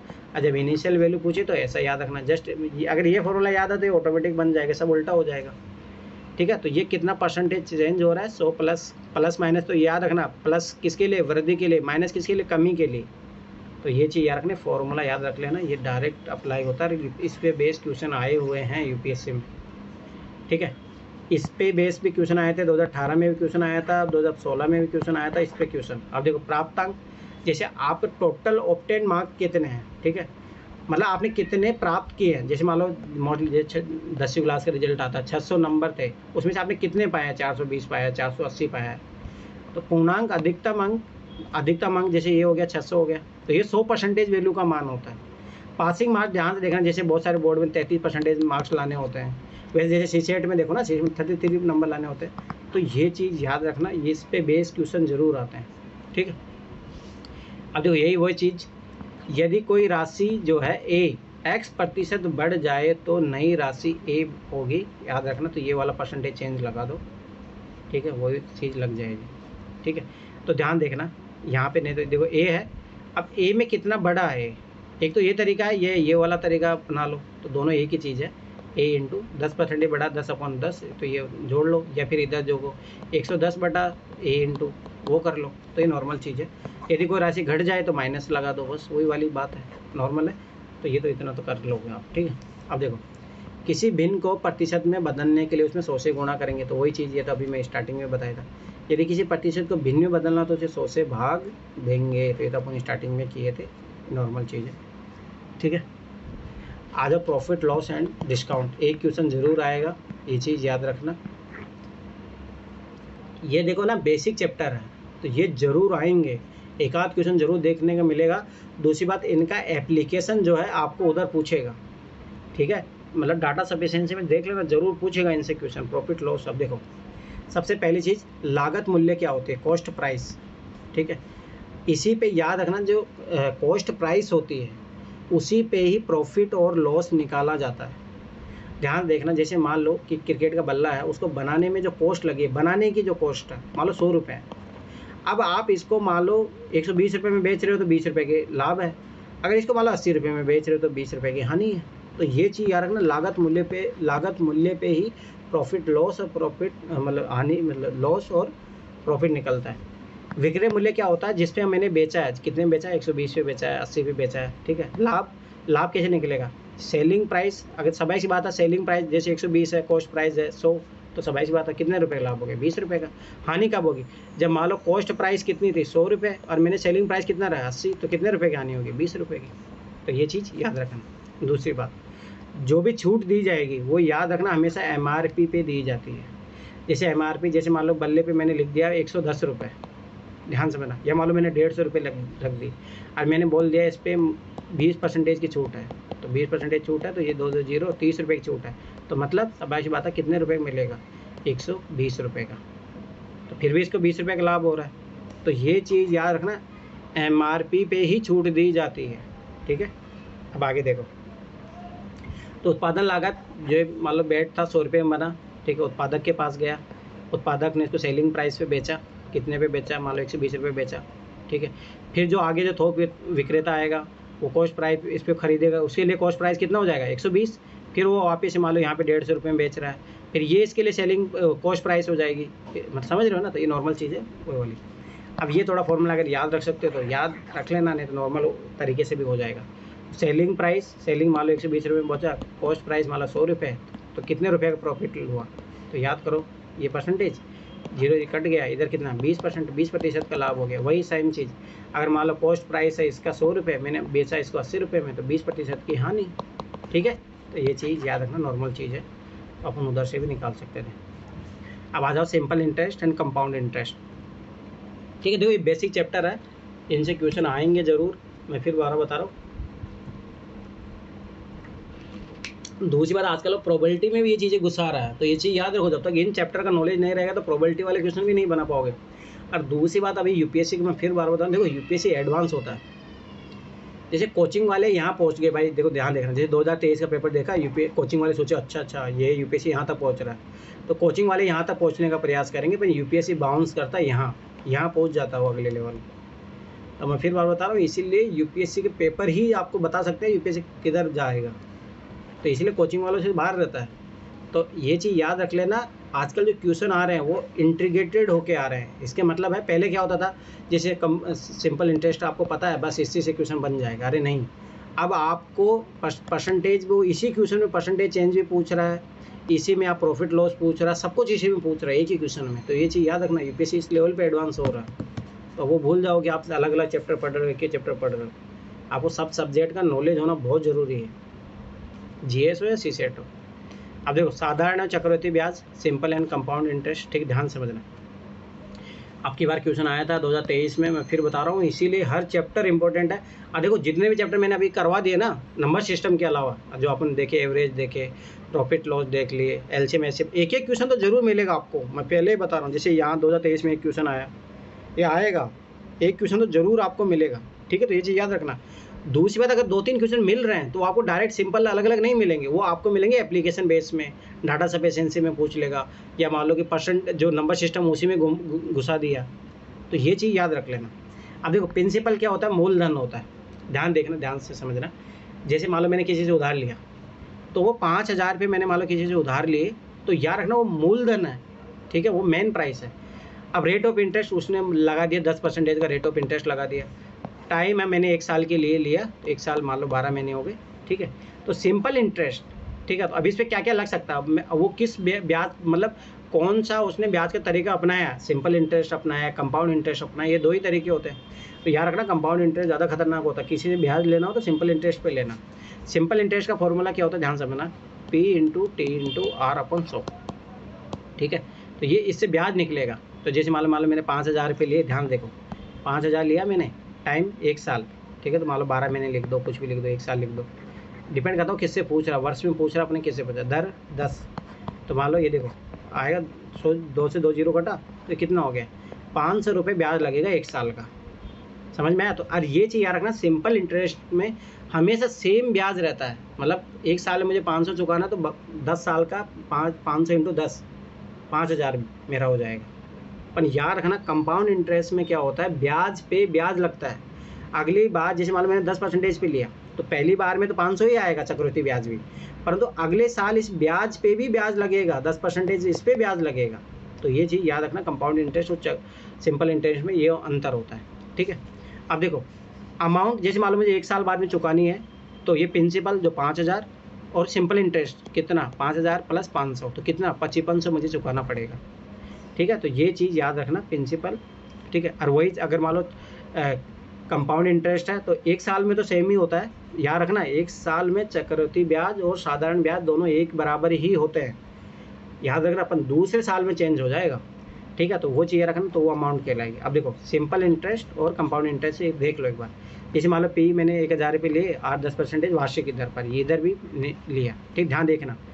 अब देखो, पहले देखो, सिंपल इंटरेस्ट इधर कितना आया, 100, इधर भी 100 ही आया, और अमाउंट मुझे कितनी चुकानी होगी, 1100, इधर भी 1100 चुकाना। पहले ईयर में कोई अंतर नहीं होता, पर दूसरे ईयर में देखो, यहाँ पे देखो सिंपल इंटरेस्ट हमेशा सेम रहेगा। ये चीज़ कॉन्सेप्ट है, मैं फिर बार बता रहा हूँ, कॉन्सेप्ट, यहाँ से क्वेश्चन आता है, तो हमेशा मुझे 100 रुपये बढ़ते जाएंगे, तो फिर 1100 मुझे 1200 देना पड़ेगा, अगले साल 1300, ऐसे रहेगा।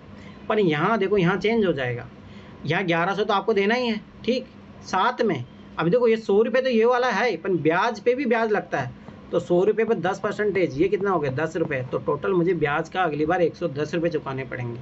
अब ये हो गए 1210 रुपये, समझ में आया। अब देखो 1210 का पहले 10% कितना है, 121। अब देखो, अब इस 100 जो सॉरी पहले इस 12 मतलब ध्यान समझना, ये 100% आया, अब ये 21 है, इसका भी तो मतलब 100 सॉरी देखो ध्यान समझ, 1210 आया। अब देखो ये तो मेरा जो अगले साल के लिए, अब मुझे इस पर 10% निकालना है, तो 1210 का 10% आएगा डायरेक्ट 121 रुपये, तो 121 रुपये मुझे चुकाने पड़ेंगे। तो ये चीज़ याद रखना, ये अंतर होता है कंपाउंड इंटरेस्ट और सिंपल इंटरेस्ट में, ठीक है। तो ये नॉर्मल चीज़ है। सिंपल इंटरेस्ट डायरेक्ट भी आप निकाल सकते हो, 3 सालों का निकालना है तो ये अलग अलग मत निकालो, डायरेक्ट जोड़ दो 3 दर तो 30% डायरेक्ट 300 आ जाएगा।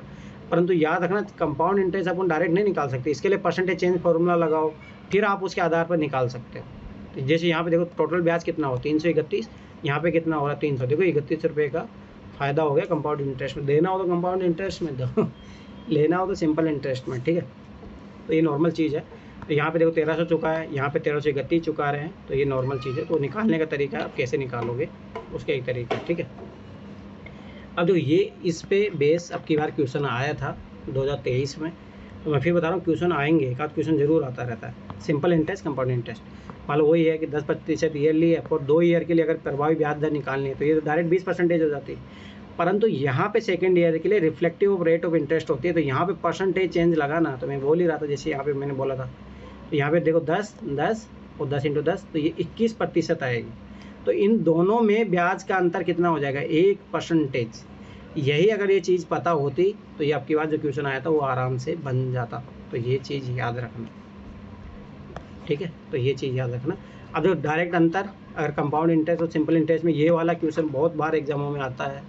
पीसीएस विशेष में तो बहुत ये फॉर्मूला बहुत इंपॉर्टेंट है। पीसीएस विशेष में तो डायरेक्ट इस फॉर्मूले पे बेस क्वेश्चन आता है, ठीक है। कंपाउंड इंटरेस्ट और सिंपल इंटरेस्ट में अगर अंतर निकालना हो तो r²/100, ये चीज़ याद रखना। 2 वर्षों के लिए होता है, क्योंकि मैंने बताया था कि पहले साल में तो सबके लिए बराबर होता है। 2 वर्षों के लिए सिंपल इंटरेस्ट वो कंपाउंड इंटरेस्ट में ब्याज दरों का अंतर निकालना हो तब ये फॉर्मूला निकालना।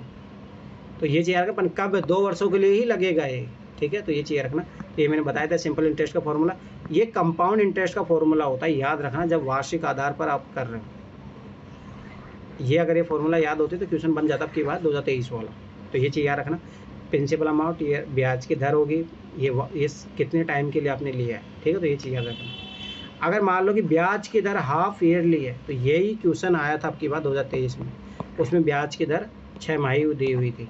तो याद रखना, तो यहाँ पे आप ब्याज की दर को भी आधी करोगे और यहाँ समय दुगुना कर दोगे। यही फॉर्मूला अगर आप याद होता तो क्वेश्चन हो जाता सॉल्व।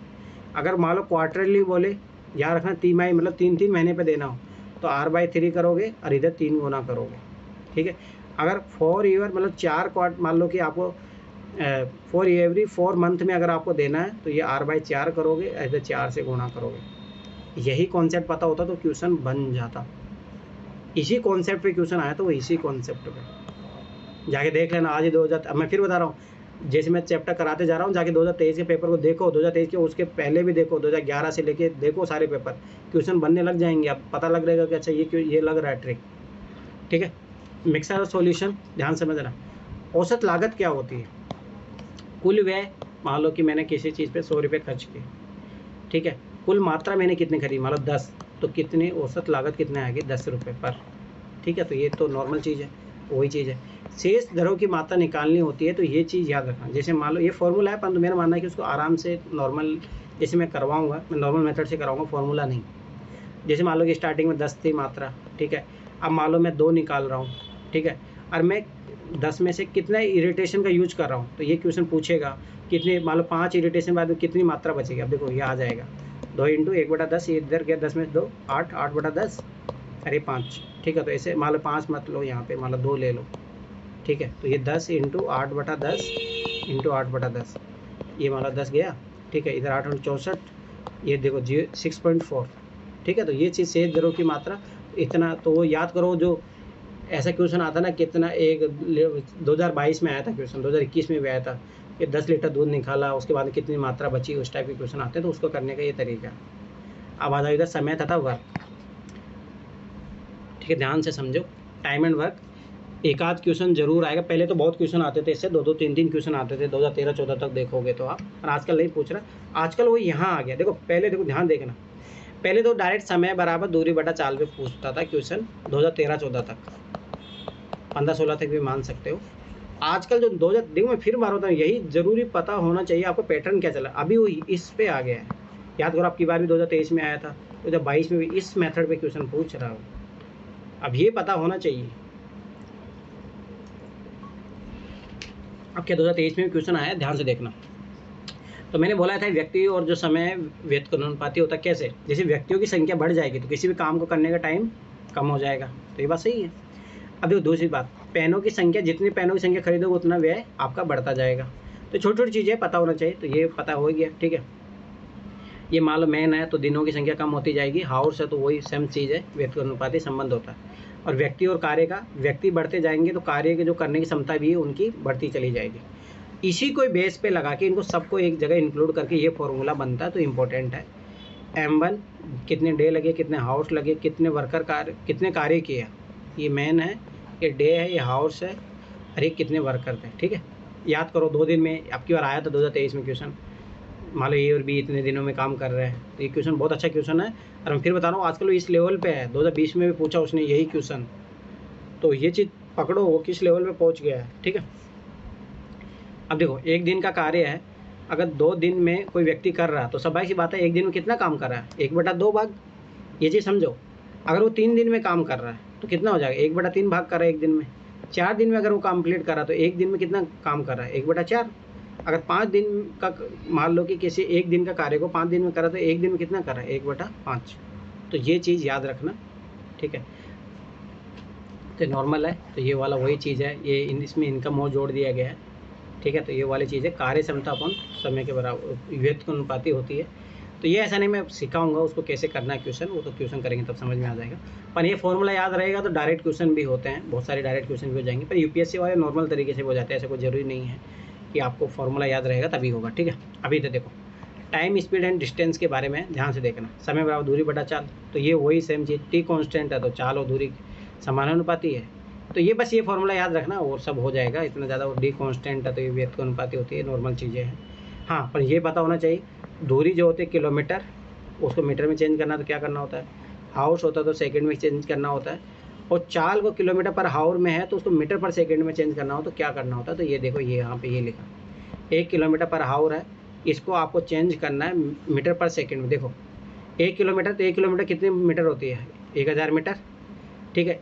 1 घंटे में कितनी मिनट होती है, 60। सेकंड में चेंज करना तो 1 मिनट में कितनी होती है, 60 सेकंड। तो ये हो गया। अभी देखो 1000/3600, तो ये 2 0 2 0। अभी देखो ये कट गया 5/18। तो ये चीज़ याद रखना, जब बड़ी मात्रा से अपन छोटी मात्रा की तरफ जा रहे हैं। अब मान लो 1 मीटर पर सेकंड में कितना होता है, तो जस्ट इसको उल्टा कर देंगे अपन, तो 18/5। तो ये चीज़ याद होना चाहिए, बचपन से ये चीज़ करते आ रहे होंगे। तो ये नॉर्मल चीज़ें हैं, तो ये देख लेना, ये सब सारी चीज़ें नॉर्मल है। अब ये देखो ये वेरी वेरी इंपॉर्टेंट, ये याद होना चाहिए कि डायरेक्ट यूपीएससी ने 2020 में क्वेश्चन पूछा, और उसके अलावा 2022 2013-14 में क्वेश्चन पूछा था। ये याद होना चाहिए, ये पूरा याद होना चाहिए कि इसमें क्या चेंज करते हैं। तो ये चीज़ याद रखना, तो ये याद रखना kilo, hecto, deca, metre, deci, centi याद रखना। जब मीटर से डेसिमल में जाएंगे 10 से गुणा करेंगे, ठीक है। डेसी से सेंटीमीटर में जाएंगे 10 से गुणा करेंगे, और सेंटी से मिली में जाएंगे तो 10 से गुणा करेंगे, ठीक है। किलो से हेक्टो में जाएंगे 10 से गुणा, हेक्टो से डेका में जाएंगे 10 से गुणा, और डेका से मीटर में जाएंगे 10 से गुणा। पर वही है, जब डेसी को मीटर में चेंज करना हो तो 10 से भाग, जब मीटर को डेका में चेंज करना हो तो 10 से भाग। तो ये चीज़ ये रट लेना। अब इसमें क्या ही समझा, अरे सबके लिए अप्लाई होगा, यूनिट के लिए भी, ग्राम के लिए भी, लीटर के लिए भी, ठीक है। दूरी के मात्रा क्या क्या होता है, kilometre, metre, centimetre, hecto, deca, deci. समय का क्या होता है, घंटे, मिनट, सेकंड। चाल का किलोमीटर पर हावर में, मीटर पर सेकंड में, किलोमीटर पर मिनट में भी दिया रहता है, मीटर पर मिनट में भी दिया रहता है, ठीक है। तो ये पता होना चाहिए। अभी देखो इस पे आजकल इस पे बेस क्वेश्चन आ रहे हैं, तो ये वेरी वेरी इंपॉर्टेंट लगा लेना। ये चीज़ें 2013-14 में भी आ रही थी।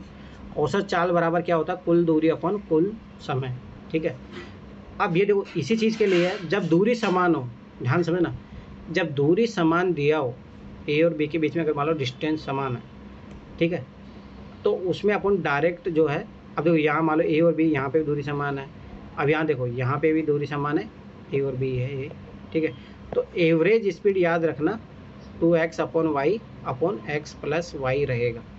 तो ये एवरेज स्पीड का फॉर्मूला आएगा जब दूरी समान दिया हो, ध्यान समझना, जब दूरी समान दिया होगा तब आएगा ये फॉर्मूला, ठीक है। तो कैसे निकालते हैं, देखो समय बराबर क्या होता है, दूरी बटा चाल, ठीक है।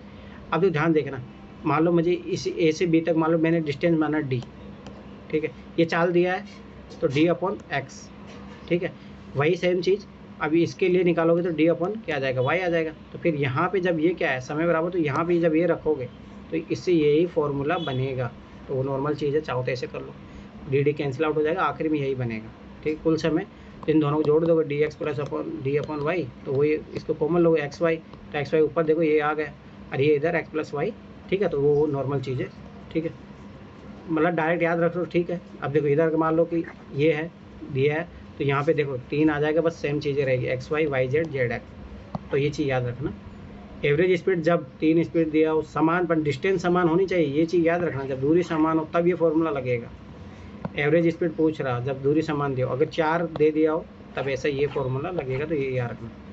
अब मान लो कि जब समय समान हो, ठीक है, तो ये चीज़ याद रखना, एवरेज स्पीड रहेगी एक्स प्लस वाई बटा 2। इस पे 2014 में 13 में क्वेश्चन आया भी था इसी सेम फॉर्मूले पे, पर जब कब, जब समय समान हो, ये चीज़ याद रखना। ये फॉर्मूले जब कब लगेंगे, जब दूरी समान दिया हो, तो ये चीज़ याद रखना, ठीक है। अब मान लो कि ये सब है जब कब है, जब समय समान दिया हो, तो X plus Y plus Z by 3 आ जाएगा, ठीक है।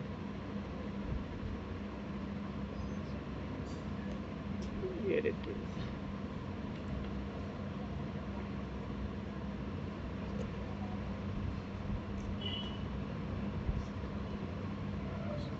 यही गड़बड़ी हो रहा है, रुको कोई ना,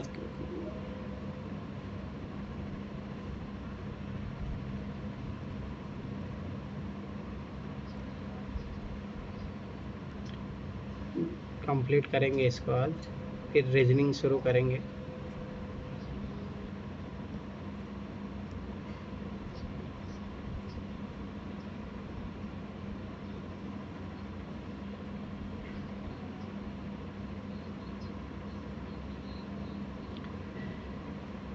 ठीक है, इधर आ गया, तो ये चीज़ याद रखना, यहाँ पे है, यहाँ पे जब समय समान हो तो याद रखना, जब 3 ऐसा दिया हो तो तब X plus Y plus Z average speed का ये फॉर्मूला है, ठीक है, तो ये चीज़ याद रखना। अब आ जाओ ट्रेन से संबंधित, पहले यूपीएससी बहुत बार क्वेश्चन पूछता था ट्रेन से संबंधित,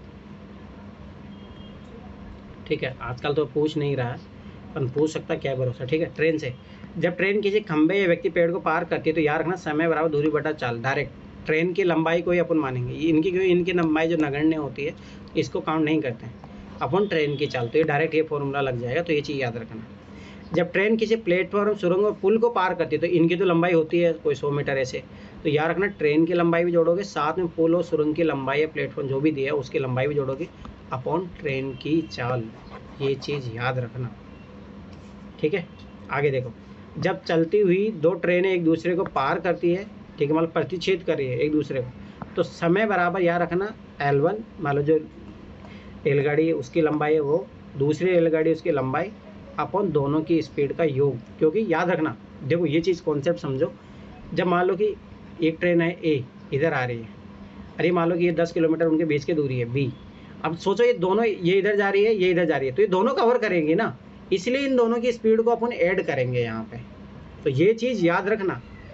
वहीं सेम चीज़ अगर ये दोनों एक सेम दिशा में जा रही हो तो इनकी जो चाल होगी उसको घटाएंगे, क्योंकि अब देखो ध्यान से देखना, अब जैसे मान लो ये बोल देगा ये कितनी कितनी मतलब, ठीक है, तो इनकी जो स्पीड होगी इसको घटाएंगे जब ये दोनों एक सेम दिशा में जा रही हो, तो ये चीज़ याद रखना, ये थोड़ा कॉन्सेप्ट समझने वाला, ये चीज़ याद रखना। जब एक दूसरे को पार करती है, क्रॉस कर रही है, तब इनकी स्पीड जोड़ी जाएगी और इसमें घटाया जाएगा, ठीक है। अब वैन ट्रेन, जब विपरीत ट्रेन हो तो समय बराबर अगर 2 T1 into T2 T1 plus T2, जब सेम दिशा में हो तो वही सेम चीज़ यहाँ पे, अगर मान लो यहाँ पे देखो, यहाँ पे क्या, जब दूरी दिया हो, अगर मान लो जब टाइम दे दे तो ये फॉर्मूला लगाना है, ठीक है, तो ये चीज़ याद रखना, नॉर्मल चीज़ है, बोर्ड स्ट्रीम का यूपीएससी क्वेश्चन पूछता है और पहले भी बहुत क्वेश्चन पूछा है, तो ये चीज़ याद रखना। देखो डाउन स्ट्रीम धारा, जैसे धारा की जो चाल है अगर उसमें नाव की भी है तो याद रखना चाल बराबर शांत जल में नाव की चाल प्लस धारा की चाल, दोनों चाल जुड़ जाएगी, ठीक है। परंतु जब दोनों विपरीत दिशा में हो तो शांत जल में नाव की चाल और धारा की चाल को घटाना पड़ेगा, तो ये चीज़ याद रखना। अब देखो इससे रिलेटेड क्वेश्चन आते हैं, इज़ वेरी वेरी इंपॉर्टेंट, लगभग हर 2-3 साल में क्वेश्चन आता ही है इससे, ठीक है। अब देखो जब दोनों विपरीत दिशा में हो, ठीक है, जैसे ये x इधर भाग रहा है y इधर जा रहा है, तो ये दोनों स्वाभाविक बात है, दोनों इस दूरी को तय करेंगे, तो पहली बार मिलने में लगा समय, तो ये समय बराबर दूरी, दूरी तो l है, चाल दोनों की क्या हो जाएगी, जुड़ जाएगी, तो याद रखना। अब जब पूछ रहा है जब दोनों समान दिशा में हो तो बस वही याद रखना कि समय यहाँ पे वो जो चाल है घट जाएगी। तो यही कॉन्सेप्ट याद रखना ऊपर वाला, ठीक है। तो पहली बार लगने में समय लगने वाला वहाँ घट जाएगा। अब देखो प्रारंभिक बिंदु पर मिलने में लगा समय, तो ये एलसीएम लिखाना पड़ेगा अपने को। तो L/x जो L जो दूरी दिया होगा उसका रेशियो L/y, इन दोनों का एलसीएम। तो एलसीएम मैंने बताया था जब भिन्नों का एलसीएम कैसे निकाला जाता है। एलसीएम निकालेंगे L का, ठीक है, एचसीएफ निकालेंगे x और y का। प्रारंभिक बिंदु में लगने वाला समय याद रखना है, अगर 3 चीज़ें दी हो तो उसका वही सेम चीज़ है, ठीक है। तो ये चीज़ याद रखना। अब मान लो ऐसा दिया हो, ये देखो ये तो ऐसे दोनों सेम दिशा में जा रही है और ये विपरीत, मतलब अब देखो इनके लिए तो ये दोनों योग करेगा। तो पहली बार मिलने में लगा समय L/x + y, देखो ये भी इधर, तो ये दोनों जोड़ेगा और इधर जो है ये सॉरी जेड है, इसमें से एक जेड होगा, ये मान लो जेड है, नहीं ये वाला y होगा, ये वाला जेड है, ठीक है। तो ये चीज़ याद रखना। तो x + y, ठीक है, और ये इधर हो जाएगा y + z, ठीक है। तो ये चीज़ याद रखना। अगर समय निकालना हो तो एलसीएम बराबर L/x - y, y - z और x - z। जब कब ये कंडीशन दिया हो तब, जब तीनों एक ही सेम दिशा में, तो अपने को पता फिर तो क्या होता है, माइनस होता है। जब विपरीत दिशा में हो तब ये दोनों ऐड होते हैं, ठीक है। कितना पेज बचा हुआ, ज़्यादा नहीं बचा होगा। परमुटेशन कॉम्बिनेशन बचा है, प्रोबेबिलिटी बचा है, प्रोग्रेशन, ज्योमेट्री, चलो ठीक है कल कर लेंगे, कोई नहीं, कल कंप्लीट हो जाएगा ये, फिर अपना रीजनिंग बचेगा। किसी को कुछ पूछना है